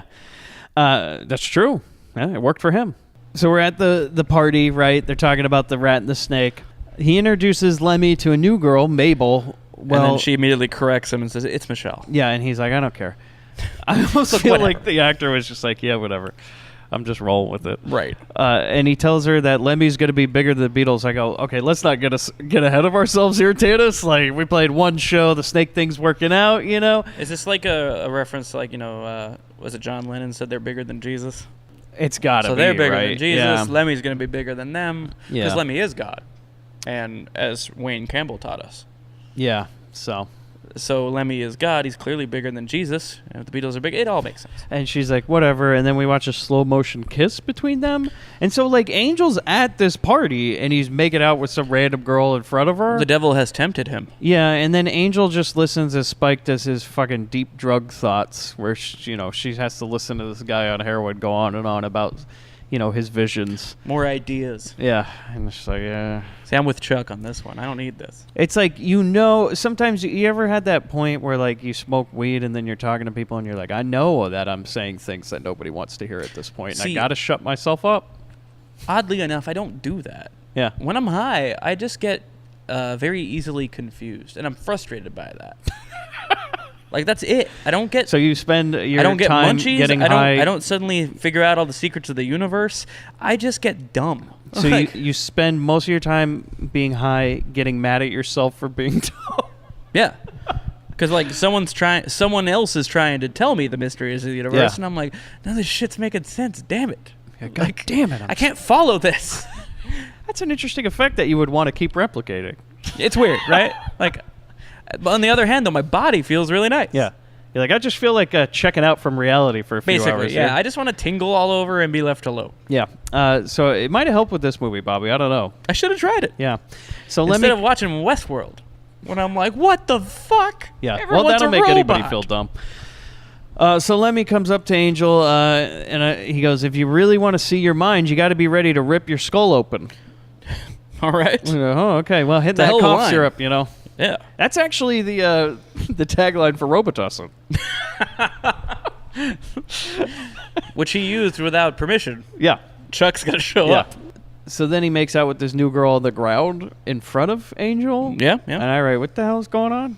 He's been taken. All right. By the devil. So now Lemmy's standing on a roof, and Angel comes up to talk to him. She's all pissed about the makeout session, and he's like, it's just like Van Gogh's ear, man. It's just like Van Gogh's ear. And she's not having that She's shit like, I at don't all. think you understand that reference. Like, I don't think you I get it. heard that song. Yeah. You don't get it. She's like, do you know why he cut his ear off? Or I don't think Lemmy... Yeah, that was a really creepy thing he was doing, Yeah, right? like, that's not something we should admire. Well, why do we all think that's genius? But it doesn't matter, because this argument turns into them making out on the ground, too. Yeah, an angry makeout session. The best kind. Am I right? Yeah, when you yell at each other and just go, come here. You know what? Yeah. You take it to the mat. To hell with it. Then we go to the recording studio. Lemmy's all strung out on the cough syrup, having a problem recording the vocals. Like, he can't get it up. And the engineer gets a line in this scene. He's like, hey, do you want to do your vocals this time? Do you know how to count? Zing! Oh man, he's getting catty. Angel just falls. Okay, this is my favorite part maybe in the whole movie, is when Lemmy's going like, he's like sounding like he's in the fucking Germs at this point, right? And Angel just in the background just falls over a bunch of reel-to-reels, and they just fall on the ground, and everybody's like, she all right? Or Yeah, the other band members, Floyd and Janice. Yeah. They Oh, you mean the lady and Eddie Murphy from Coming to America? Yeah. Because this guy's wearing that outfit? That was an odd choice. You think they left that up to the actors because they're minor characters anyway? Oh, yeah. Oh, They're yeah. Just like, this is what He brought that from home, Bobby, because nobody in the prop department would have went out of their way Would have dared. to get an African shirt for this white man to wear. No. Yeah. No. She falls over, and so I guess now off screen he got her hooked on the cough syrup? I think so. Or maybe it's like a sexually transmitted thing. Like he's got so much cough passed syrup. her tussin? Yeah, like he's She got caught so much tussin from him? tussin in his system. He passed it through. Man. Maybe. I don't know. I think you're onto something. I don't know. Nobody knows the effects of that much Robitussin. You can't do unprotected tussin. So now she's all drugged up, and I write, is this just like a warning film for cough syrup or something? Like, of all I the wish. fucking I wish a things. dude would walk into frame and be like, cough syrup. Yeah, it's like kids. You think it's safe. Look, you think it makes you feel better. In 1988, were kids just getting their hand? I mean, I know we had a war on drugs, actually. Is this tussin madness? So is it like because we had such a big crackdown on drugs, kids were finding anything they could, so they grabbed the nearest tussin bottle and started robo-tripping all day? Could be. Man, I should have gotten into that. Still, yeah, you still do. I'm gonna try rewatching Hellbent with a nice big glass of tussin. Oh, I don't the old stuff that's at my grandma's house. Yeah, I don't think that Robitussin still has that. Oh, the stuff at my grandma's house probably does. Maybe, yeah, from like 1980.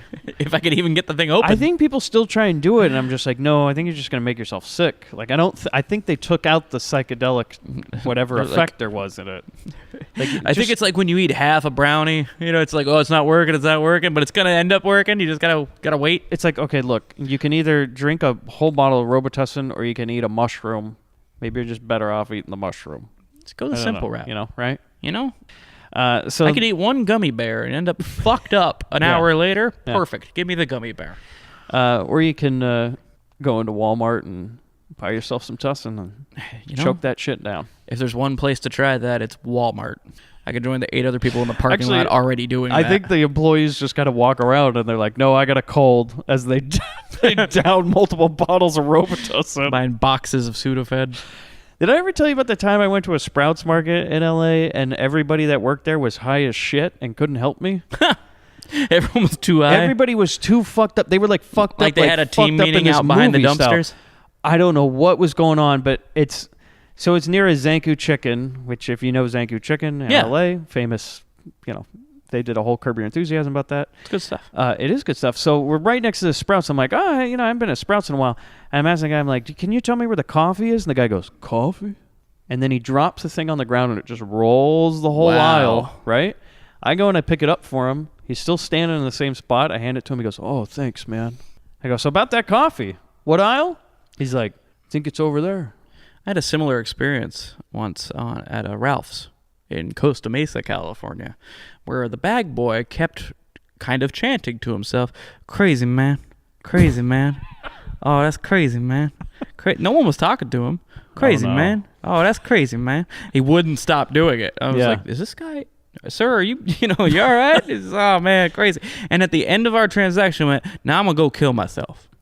Whoa. They didn't go anywhere. He just stood there. And they go, oh, he says that all the time. And everyone else around him is nonplussed. Like, he does say this all the time. I'm like, what? Yeah, so I went through about 3 more employees. And they all had the same reaction. Oh, exactly. Nobody could tell me where the fucking coffee was, so I just found it myself eventually, obviously. Were you just getting angrier and angrier? No, I was just more amused, and then I go to check out. I go to check out, and it's like that thing where you're waiting, where it's like it says, wait for the cashier before you insert your card. I'm like, I think you got to press a button. And the girl's just sitting there. I'm like, I think you got to press something. I can't use the card yet. Ma'am? And then finally, never went back there, but I was like, man... Fucking Sprouts in Burbank. Man, you should have wrote to corporate. You could have got a gift certificate. Who cares? So the rest of the band's all upset about them being too fucked up to play, right? They leave. Understandably the other bands, right? The one guy leaves. Then the Devil's Rejects show up with all this guns and booze, and then Lemmy shoots the ceiling. Important thing that I noticed, no muzzle flashes. No. But they did have the little dust bang, from the and ceiling. then part of the tile falls out of the ceiling. And then we just cut. Now we're in the Devil's Rejects car, and Spike... Okay, apparently Spike knows how to do the trick from Lost Boys, where, like, Lemmy's sitting in the back seat, and he's like, how's that burger? And he's like, got a burger in his hand? You're eating maggots, Lemmy. Yes, exactly. And he's like, well, you going to eat that burger or wear it?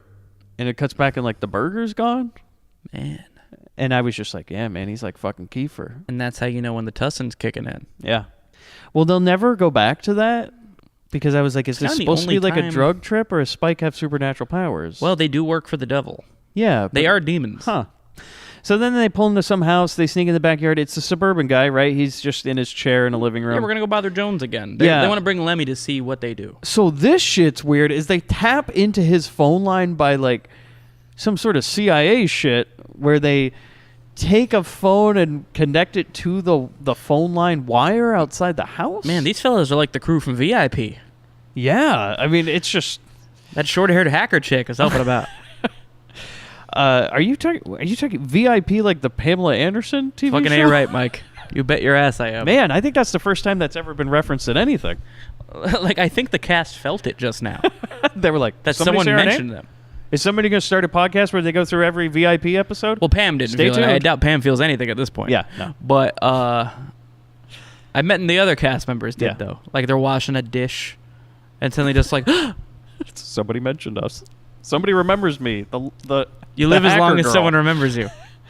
Just like the guy... Okay, so the guy makes a phone call, and they listen in. He tells this person...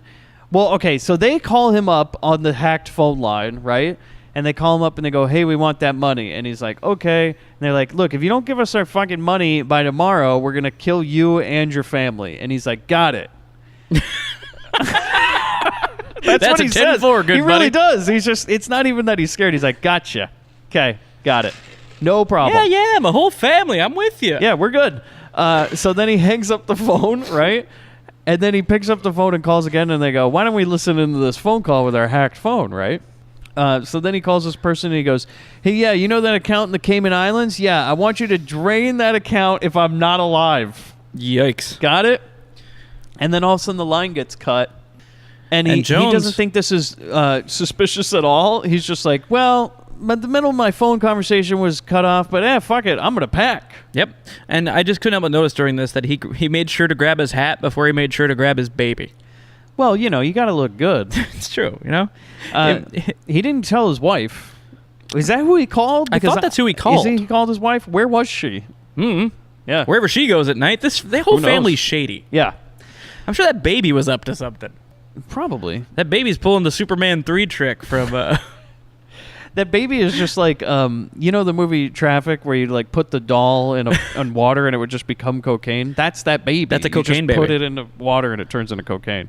But it's 88, so it's new Coke. Yes, the new Coke. 1988 Coke. So seriously, why wouldn't he just give him the money? I'm like, he's talking about Cayman Islands accounts. So he and all has this shit. the It's cash, like, he just doesn't want to That's what give I it. said. I was like, he said there's hundreds of thousands of dollars in that account. It's like, just give him some money. See, it's the greed, man. It must be. So no, they shoot him in the head in the pool. So they like sit him on a diving board and then shoot him. It's a great scene when they shoot him in the head. Excellent squib job. It is because he put on a newsie hat. That's why he had the hat on. And so as they soon could as put they could put the effects underneath the hat. As soon as he put that newsie hat on, I'm like, he's dead. I just knew it right away. He's getting I'm his like, brains yep, blown out. Yep, we're getting a headshot. And they're explaining to Lemmy the situation with Jones. They're just like, Mr. Jones thinks he's immune to it. Mr. Jones thinks he can get away with anything. Mr. Jones wishes he was someone just a little more funky. And then they shoot him. Yeah. And here's the thing that really pissed me off the whole movie is I was like, you got an infant child and you have a pool in your backyard and you let the fucking child roam around the backyard all the time with no goddamn fence around that pool.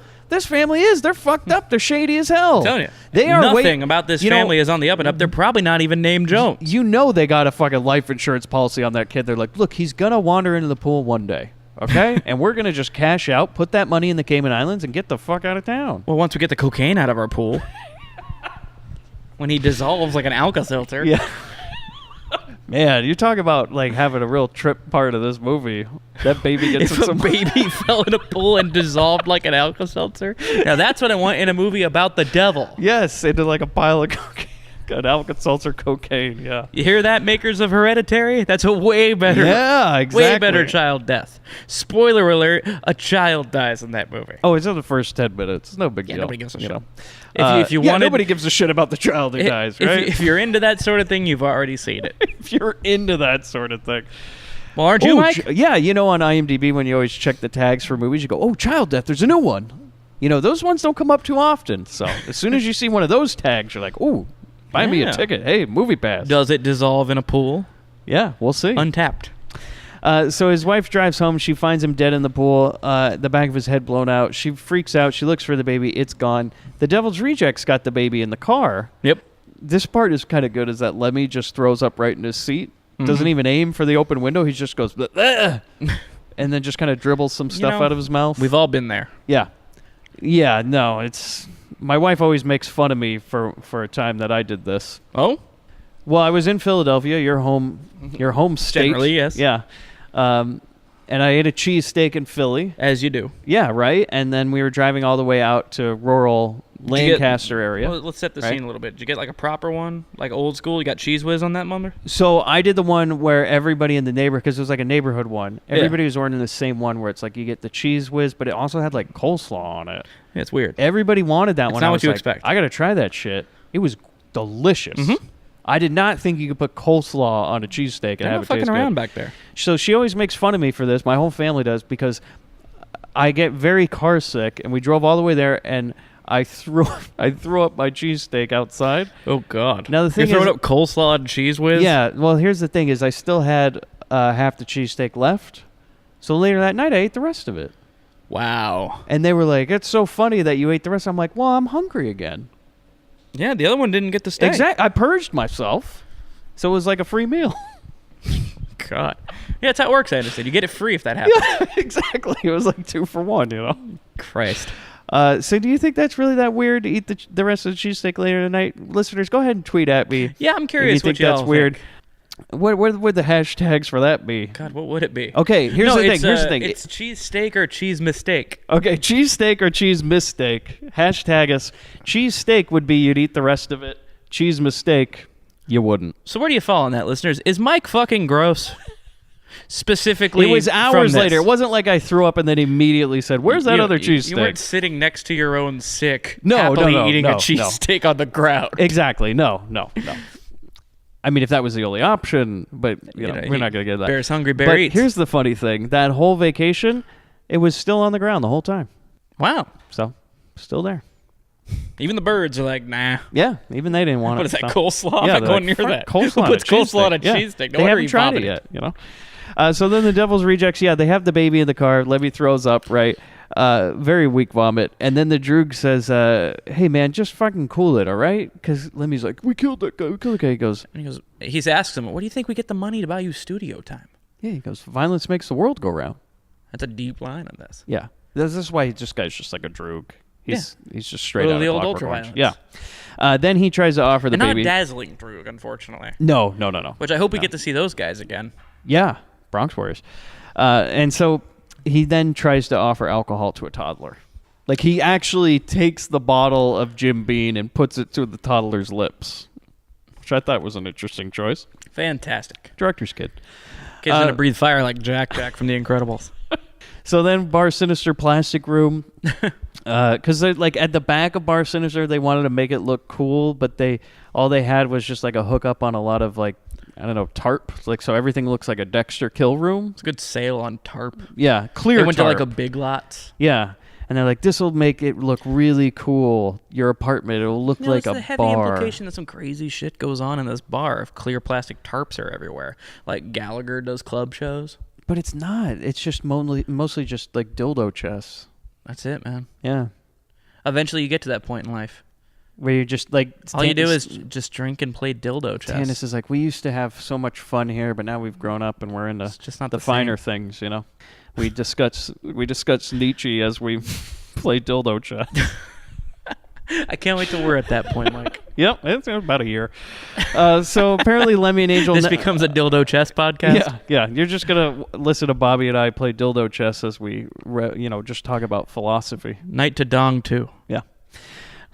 Oh, God. When they go into a chess move in this movie, it reminded me of like how bad I want to see that Christopher Lambert chess thriller, you know? Oh, right. I forgot Which I told you about. Night Moves, K-N-I-G-H-T. Which, by the way, I watched Highlander for the first time the other day. Never seen that movie. Hold on. All right, stop everything. For the first time. Yeah, it's one of those things you never get around to watching. Now, watching it as however the fuck old you are. Yeah. How it's horrible. It's a horrible movie. Like, I didn't realize that it was so canon. That is a true Canon Pictures movie. Now, it's horrible in a Canon movie way, which means it's wonderful. Okay. But we're still friends, man. It is not a legit movie. I almost walked the fuck out of here. Crazy, weird-ass movie that makes no sense. And, I mean, we have Sean Connery playing a Spanish guy that's actually an Egyptian. That one. I know. Yeah. And then the Scottish main character is played by a Frenchman. Oh, was Clancy... Christopher Lambert. Oh, Christopher Lambert. But who's Clancy Brown? Clancy Brown plays I don't know where he's supposed to be from. Yeah, what the fuck? I think he's supposed to be a Scot too. I was like, Clancy Brown's this one? Oh, he's great in that. Yeah. Now, and Christopher Lambert apparently couldn't speak English when they hired him for that movie. Barely. Yeah. He's like doing phonetic hollerbacks. That is one fucked up weird movie. By the way, there's a Grindbin All-Star in Highlander. Yes, there is. It's remind me because I remember watching it and seeing Sam Fatu is in the opening scene. Oh, that's right. The wrestling part, yeah. Yeah. There was something else, actually. One of the wrestlers is the star of Body Slam. The real star. The breakout star of Body Slam. Has not aired at this point. But we recorded an episode on Body Slam. By the time this airs. Yeah. Well, we're cutting out our Highlander talk, so. Are we? Maybe. We'll see. Man, wait till you get to part 2. Yeah, I won't. Okay, because part 2 makes part 1 seem like it makes so much sense. I've heard part 2 is horrible, so. Yeah. Yeah, I know. But, yeah, Highlander, that's a real head-scratcher, that one. Bizarre. And then you learn that they cut 40 minutes out of the movie. You're like, well, that's canon. And then you watch Highlander, and you think about the fact that they made 3 sequels and a TV series that lasted like 3.5 seasons. Yeah, and guess what? That movie never made money. Nothing. None of that shit Highlander did not make money. I love it, though. Yeah, it's weird. So now, apparently Lemmy and Angel live in a plastic room in Bar Sinister. Makes sense at this point. And he's like, we got to go because they killed a guy, and this devil reject gang is crazy. And then she hits them, they get mad, and they just pass out. To her credit, Angel throws a hell of a right cross. Yeah. Like, that's good. I also think $1 million was like, baby she shit. had enough on set that day. You think that was like, real? You know what? I'm fucking done, right? how long do you have to lock me in this hot plastic room? Okay. See, she's got the same Bronson rules, but she doesn't even give you a warning. Yeah, and she's like, Lemmy, she looked at the time on the clock and just punched out her co-star. Yeah, she's like, look, Lemmy, we're on take 30. Get the fucking line out, okay? So then we go to a suburban house. We're back to the suburban house. The cops are there. They're cleaning up, Mrs. trying to Jones find out what is happened. mourning. Yeah. And the on-site coroner lady is the best. Fucking brutal. Yeah. You want to drop in her? What she says? Oh, yeah, yeah. Because what she says is if it was a larger caliber, his head would have exploded. Yeah, because she's going, we found brain fragments all over the place, so it definitely wasn't this dirty, hairy gun that you have here. Read the room, coroner lady. Yeah, because the cop's like, hey, why don't you take it easy? She goes, oh, shit, I do this all the time. I am just so dead inside from all of these crime scenes. She's known at the LA coroner's office as like the lady who's always getting in trouble because every time she goes to a victim's house, she's always talking about, but you should have seen it if it was a bigger gun. I mean, you're lucky. We can actually have an open casket because, man. You're not going to believe how bad this guy got torn up. If she showed up to the end of Invasion USA, though, she'd be like, oh, nothing we could do about that rocket launcher. That is... Man, and I thought I was out of new ones. Maybe we could just have the funeral in the room. You know what I mean? Just bury this building. Seems his ashes have already been spread. Yeah, they just got Richard Lynch all over the office. So cops ask for a match. The cop asks for a match. He has one. It's from a Bar Sinister matchbook, and I write, is he connected? That will go nowhere. Why does he have a Bar Sinister matchbook? That's a good question. Because he has it in his coat pocket. Now, if he maybe found it at the house, see, here it makes sense. Because we know the husband was involved with the Devil's Rejects, right? Why didn't they just have a scene where she goes, oh, I think I have a match around here somewhere, gets him this weird one, and she goes, Bar Sinister, like, confused about it. Then she follows up on it like, maybe my husband knew something about that. No, the cop has it, and then he leaves the matchbook there, and she goes, oh, this is interesting. That'll never come into play why he went there or has anything to do with it. Yeah.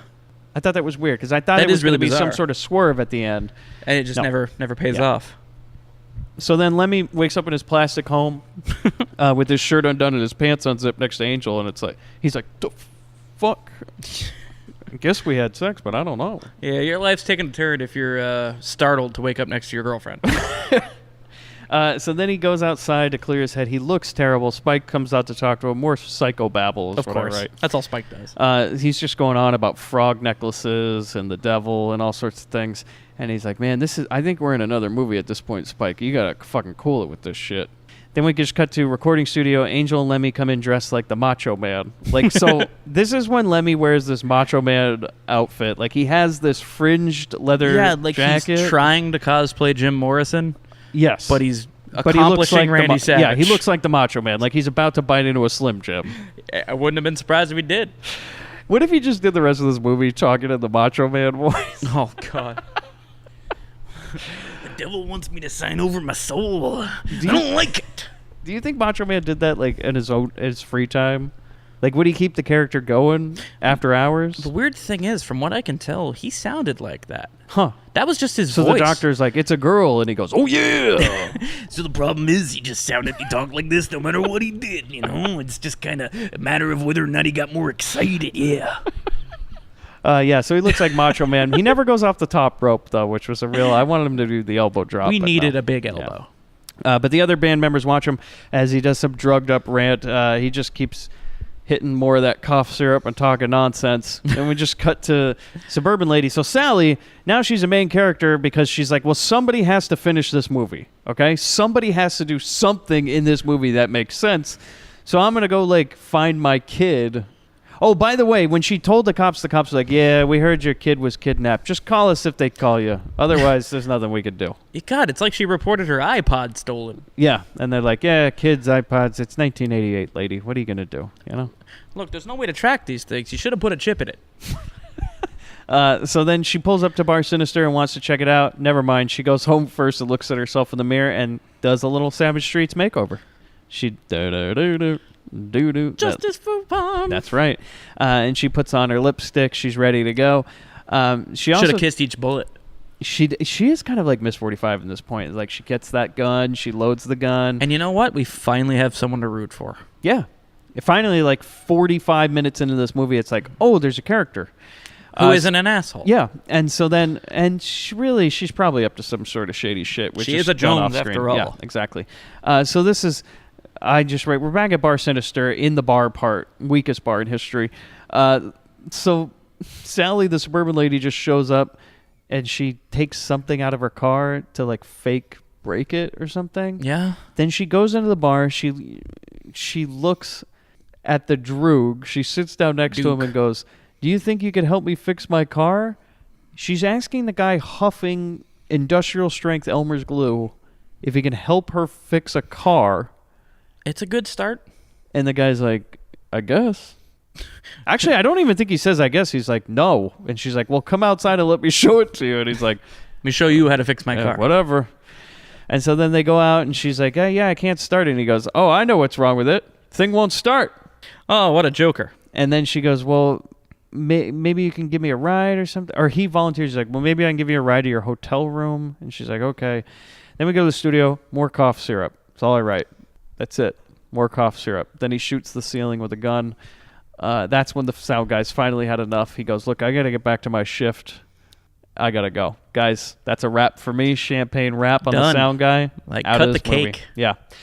So then Sally is with the Drew guy. They go to a motel she's staying at. She like brings him up to a room. She excuses herself to go to the bathroom. She's ready for some of that ultra violence, but she left the purse outside in the room. And so she goes back out in the room. She's like, "Oh, I just need my purse for my lipstick case." And he's like, "Oh, do you really?" And she's like, "Yeah, it was on this chair." And she's like, "All there is this Clockwork Orange hat." And he goes, "Why don't you put that hat on? See how it looks on you." Yeah, this gets uncomfortable. And she's like, "Well, I don't want lice, but okay." You're kind of... Yeah. And she puts it on. He's like, "Yeah, it looks great." And she's like, "Yeah, but seriously, where's my purse?" And he's got it kind of half under his ass. Yeah, he's like, "Here, it's on the bed. Come here." Why don't you come take it? And then she does, and she says, "I just need my lipstick container." And then she pulls out the gun. To which he says, "Well, I've never seen a lipstick case like that before." I did like that part. That's a pretty good line. And then she tries to shoot him, but he took out all the bullets because he knew. Mm-hmm. And then he punches her a few times, loads the gun, and makes a phone call to Spike, and he says, "Hey, bring over the boys for a little romance." And I don't... Yeah. I'm like, please don't. Hey-o. I really don't want this. Yeah, this is... No. Then we watch her... He assaults her, and he calls her a dirty girl, and it's like... It gets ugly. Yeah. And then he leaves the gun on the bed briefly. She picks it up, points at him, and she says, I want my boy back. And he goes, "I am your boy." And they do it back and forth a little bit like that. And she's like, "I'll be your son. I'm your blah, blah." And then blam. Yeah, she shoots him, and I go, "Thank God." Yeah. So then Spike and the boys shows up. She's leaving, so she walks we get past a one-liner them. from one of the boys that got called because he shows up ready to go. Well, she gets away. Yeah, right? she gets out of there. And then when the boys get there, the guy goes, "I came all this way to fuck a dead guy?" That was the best line in the movie, I think. So bizarre. So then we go to a recording studio, and that's what I said. So Eddie Murphy from Coming to America finally quits the band. He just goes, "Look, I'm taking my African shirt out of here, okay?" By the way, I should mention this now. It's a good spot for it. When I went to see Black Panther, it was opening weekend. You wore that shirt? No, but I did have to sit a couple small seats away from two big fat white dudes who showed up dressed like Akeem. Wow. I'm like, what are you guys doing? Well, it's Orange County, Bobby. They get away with that. So. And it's one of those things where it figures they sit down right next to me. I'm like, I'm not with these guys. Oh, yeah, and everybody walks in, they go, "Oh, that must be their friend." Look at these assholes. I'm like, I'm not with them. They also handed you a shirt. They're like, "We brought one for somebody else who sits next to us just in case." There was a sale. To buy two, get Try one. it. Maybe use it as a blanket, even if you don't like it, Nope. Don't know them. That's when you want to change seats, But now they assign seats at movie And theaters. because they assign seating, it's like, well, someone's going to show up later and make me sit next to these guys. Yeah, just like there was one time when Chris Mann and I went to a movie and it was assigned seating. We saw Iron Man 3, which is one of the last Marvel movies I've seen. We went and saw that movie, and we couldn't even get seats next to each other. So I had to sit in a random row, and like a 5-year-old kid sat next to me just by himself. I'm like, that's not... It's like, God damn it. Now I'm like, by default, this kid's dad? Like, God damn it. It was very uncomfortable. Another nightmare of assigned seating.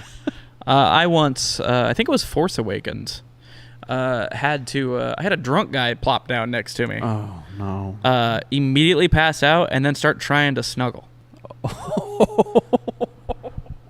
I'm like, no, sir. I had to like roll him over to his person that he did show up with. But he full on was like trying to drape a leg over me. I'm like, this isn't happening. Oh, I was once with a friend of mine who got so high before seeing the Aqua Teen movie. Oh, God. Which is how you want to watch Aqua Teen. I get that. Yeah, but he was so gone that he passed out for the whole movie. He was laughing hysterically for the first 2 minutes, which is not even really a joke. He's just laughing, then passes out. And then when the credits are rolling, I'm like, hey, man, we got to go. And he just yells in the middle of the theater. He's like, I'm dying, man. I'm dying. I'm like, no, stop it. And all these people are looking at us, and they're like, is he okay? I'm like, yeah, just keep walking. He's fine. He does this all the time. So we finally got him out of there, and that was fun. So then we go back to Tanis's, and they're like, hey, that lady murdered the Droog guy. And he's like, and they're like, Tanis, what do you want us to do? And like, we got this kid and everything. And he goes, I don't want a fucking kid. He goes, bring it in the car and drive it over a cliff. And I was like, there's quieter ways to kill a baby. I mean, what but the devil has a flair for the dramatic. The police are going to think like, man, baby got behind the wheel.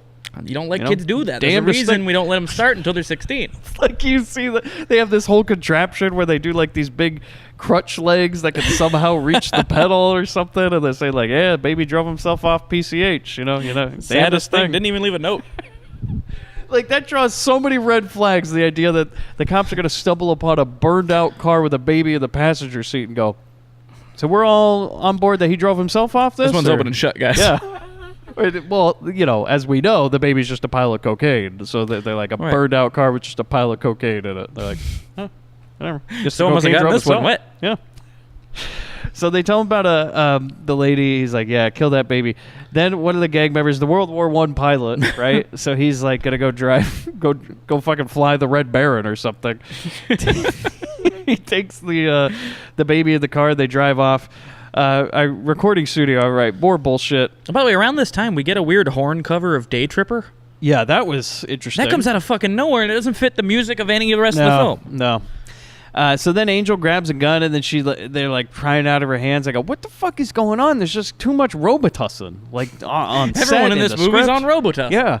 And then she cries for a while. I write more drug stuff.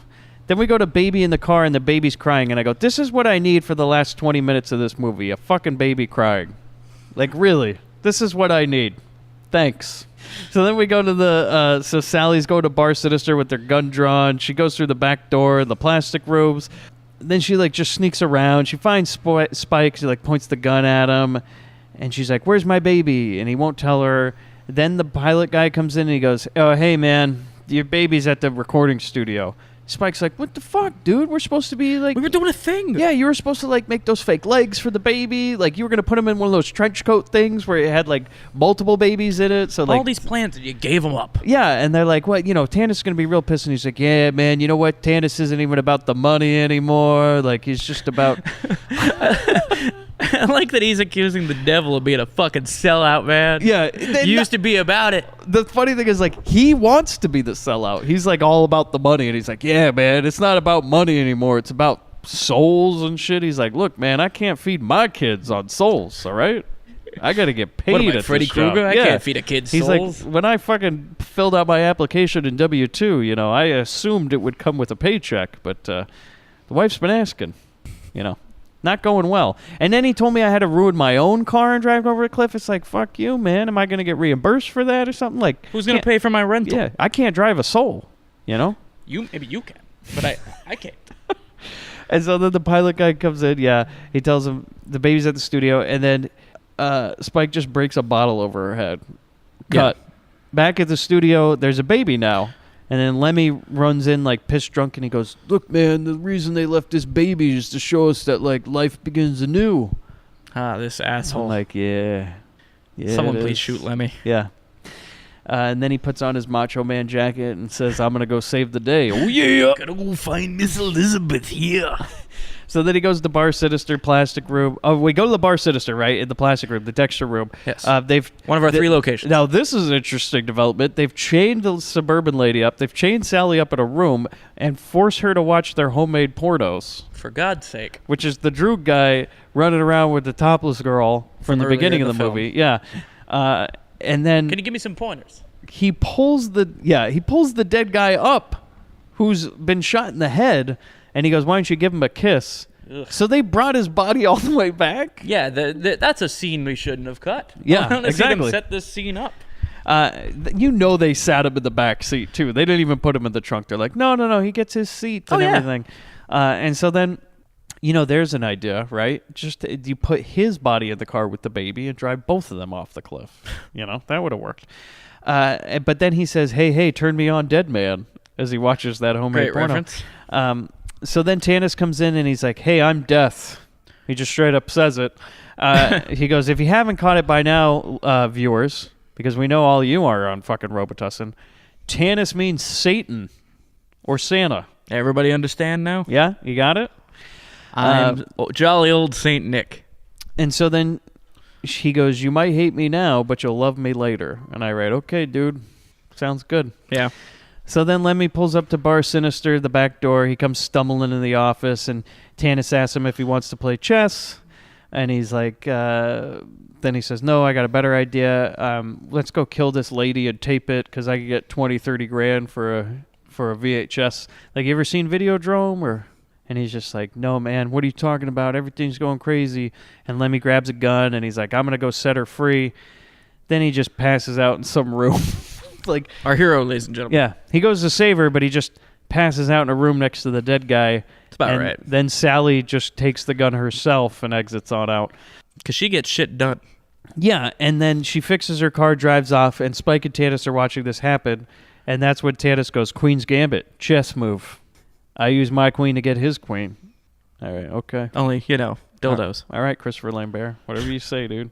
So then we go to the, Sally goes into the studio with a gun. She finds her baby, and then Angel tries to shoot at her, and then the other band member. And basically what happens is... it's a bit of a misunderstanding when she gets there, because the bass players are like, what are we going to do with this baby? And then Sally runs in and is like, blam! And takes her out. Yeah. And then, she kills the bass player. And Angel. Which, as we know in a band, is not a big deal, because you can always find somebody play bass. It's interchangeable. Like, that's the person you could be like, just get a friend. Like, I know you don't know how to play a musical instrument. It's fine. Can you keep a rhythm? I mean, have you heard Korn? Yeah. That shit's not even tuned. He's just slapping loose strings against the fretboard. If you can play a guitar here, you can play a bass, okay? Like, all you got to do is press a few buttons. If you could dodge a wrench, you could play a bass. So then, she shoots the bass player dead. Then she shoots Angel. Angel, survives somehow and walks out. For the time being. And Lemmy's like, hey, what's going on, Angel? And then she just gets shot in the back a few times by Sally. And then that's a Lemmy wrap on Angel. Just kind of walks her out to the Savage Streets bridge where they threw that lady off. Here comes the bride. Yeah. And he just says, hey, I'm sorry, I blew it. To her dead body. I go, boy, that's my bad. Yeah. And then these cops chase after Lemmy now. They shoot at him. He gets away. And he somehow stumbles into a performance arts speech.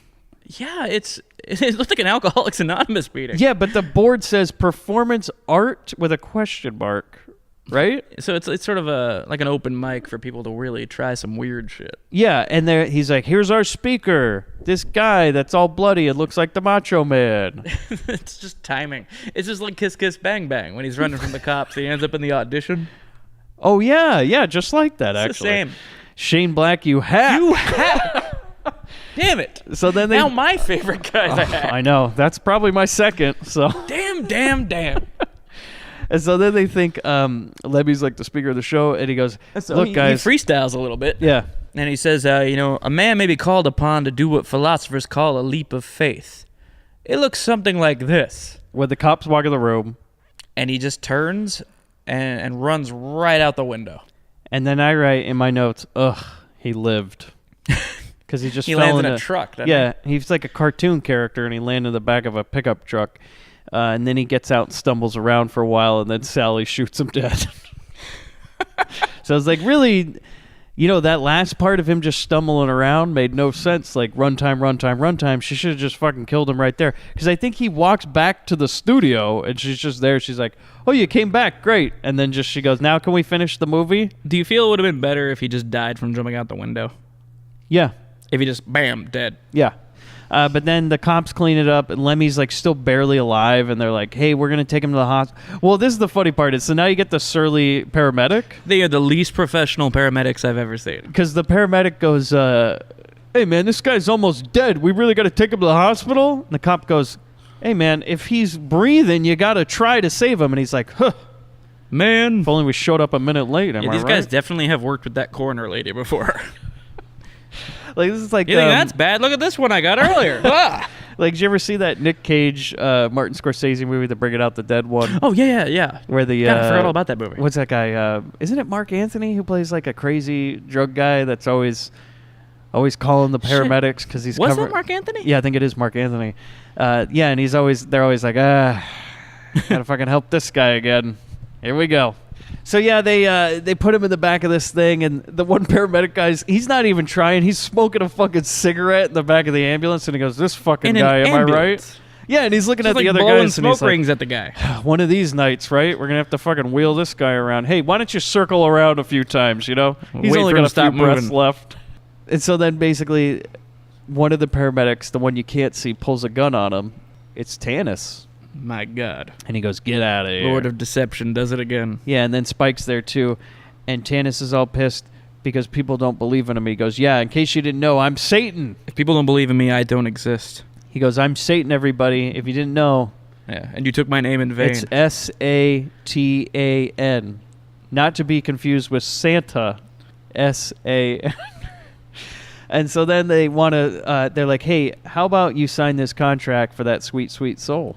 And he goes, look, if you sign the contract just today only, Lemmy, today only, 2 for 1, okay?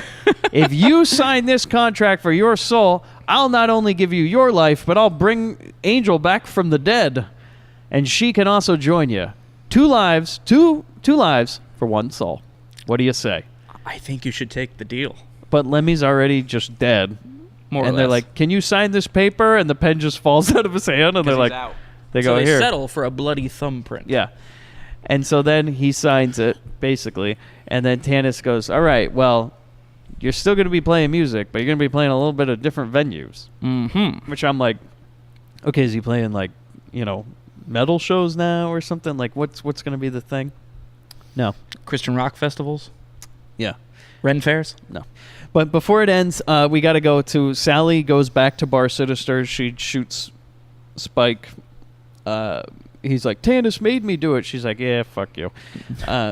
She's gone full Bronson at this point. Yeah, and then she shoots Tanis, and like Tanis becomes her. Yeah, that's a trippy bit of a scene that they have there. Yeah. Like, he shoots Tanis in a car, but she gets up to the open car door. He's her looking back. I was like, where was this throughout the rest of the movie? This is the That's kind what of I'm shit saying. I want the like, devil doing. They did the Lost Boys shit with the, like, you're eating maggots, Michael. Like, this thing kind of skims the kind of movie it should have been. Yeah, exactly. You know, it was just too much Robitussin. It's Right. going all over the fucking place. And so then, she shoots him, and he says, I'll see you in hell. And I write, okay. Not bad for the devil to laugh it off like that. Yeah. I think Sally, though, she's just like, yeah, okay. Bye. Yeah, I think it's been enough. Then we cut to now Lemmy and Angel are playing acoustic guitar at a park. That's the new venue. Yeah, and he's blind now. See, that's his own hell. And see, hell isn't a place, Mike. Yeah, it's a state of mind. You know? It's a situation. Yeah, and so now he doesn't even know what brand of cough syrup. Like, he's just, you know, it's supposed to do anything. You gotta go by smell. And so then he trips over a garbage can, and she's like, oh, shit. And he's like, it was Tanis. He always puts these things in my way. It's like, yeah, okay. That little scamp, the devil. Then we cut real quick to the suburban mom. So Sally's sitting at her home as she watches her child play in the backyard with no fence around that pool. Just waiting for that insurance money to kick in. Plop, plop, fizz, fizz. Yeah, you know, because what a relief it is. You know she had an insurance policy on that husband of hers. No, yeah. She's got one on the kid, too. She's got the separate Cayman Island account. Yeah, exactly. I was just going to say, she's got her own Cayman Island account, right? She made it out of this pretty sweet. That would have been a great last scene, is like her getting off a boat, you know, in the Cayman Her Islands. and the baby just wearing sunglasses. She's got a Panama hat on a yacht. on, all this stuff, you know. No, then the last thing is just Lemmy and Angel walking off into the sunset. All right, okay. Finn. Yeah. So that was Hellbent. So, Mike, recommendation?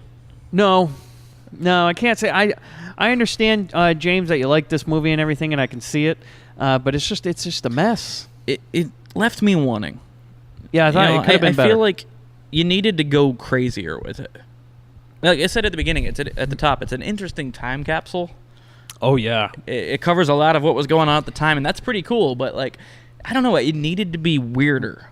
Yeah, I like the guerrilla filmmaking aspect of it, but at the same time, it's like respect for sure. It's kind of like, have you ever seen Waking Life? Oh yeah. Where you're like, yeah, we get it, Linklater, we get it. Like, you think it's deep, but not really. It's just we're just kind of scratching the surface and talking bullshit. A lot of it. Yeah. And this was a lot of bullshit and scratching. Yeah, that's what I felt like. It was like this is like a early Waking Life. We're kind of scratching the surface of our asses in this movie. Yeah, people are just giving these long-winded speeches about psychology, like some sort of like the devil and all this. I'm like, yeah, it's not really working because everybody's on Robitussin. Right. It's like, I don't want to hear your robo rant in a screenplay. This movie is the experience of being the one person not fucked up at a party. Oh yeah, like you got there sure. late and everyone's already wasted, and everybody's on board. You know what I mean? Like everyone's getting loose, having an all right time, but you're just too straight at the time. You can't. Yeah. It's kind of how I felt. You still haven't seen the movie Ghost Story. That we've talked about it multiple times. I don't know why it keeps working its way into this podcast. Of all things, an indie movie where a woman eats a pie for 10 minutes. Of all the things to haunt this show. And we've discussed can ghosts get boners. But there is a part in the middle of the movie where it's just like cuts to a hipster guy talking for 10 minutes about some sort of psychology, mind bullshit. I am not sure I should see this. No, I don't think you'd like it, actually, Bobby, with the type of movies you like. I don't think you'd like Ghost Story. But and I feel like that's judging me, and I feel like that's accurate. Then you never get an answer on if a ghost can get a boner or not, which I think was a real... I mean, clearly it'll bunch up the sheet. It's easy to tell. Exactly, but you know... It never happens. You never get it. We never go there. That's my problem with this movie. But we never go there. There's about a 10-minute scene where this guy just kind of goes on and on and on about shit, and it has nothing to do with the rest of the movie, and you're just like, yeah, well, that was nice. That's a lot of this movie, unfortunately, is that they just go on and on and on and on about deep things. And maybe if I was robo-tripping, it would all make sense, but it doesn't in the current state that I watched it in, so I can't recommend it. But I had fun talking about it. Of course. And I feel like you and I were the right choice for this episode, because I can't imagine... Man, I think this would have probably pissed off Tanner. And, man, I don't know what he would have thought. You think this would have hit a little too close to home for Man? I think Man just probably wouldn't have watched it. I think I saw the Jason Bateman one. Yeah, it would have been one of those ones where Man just goes like, yeah.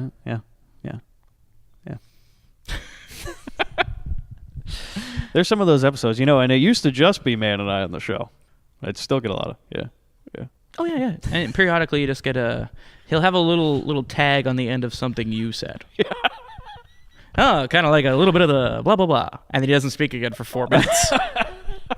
You're like, oh, he didn't watch this movie. Yeah, no. Strangely enough, he watched this one. Yeah. No, he didn't. Oh, okay. So, yeah. You got me. So, Bobby, you don't say yes either? I don't know if I can give it a recommend, honestly, and I'm sorry. I know it was recommended to us.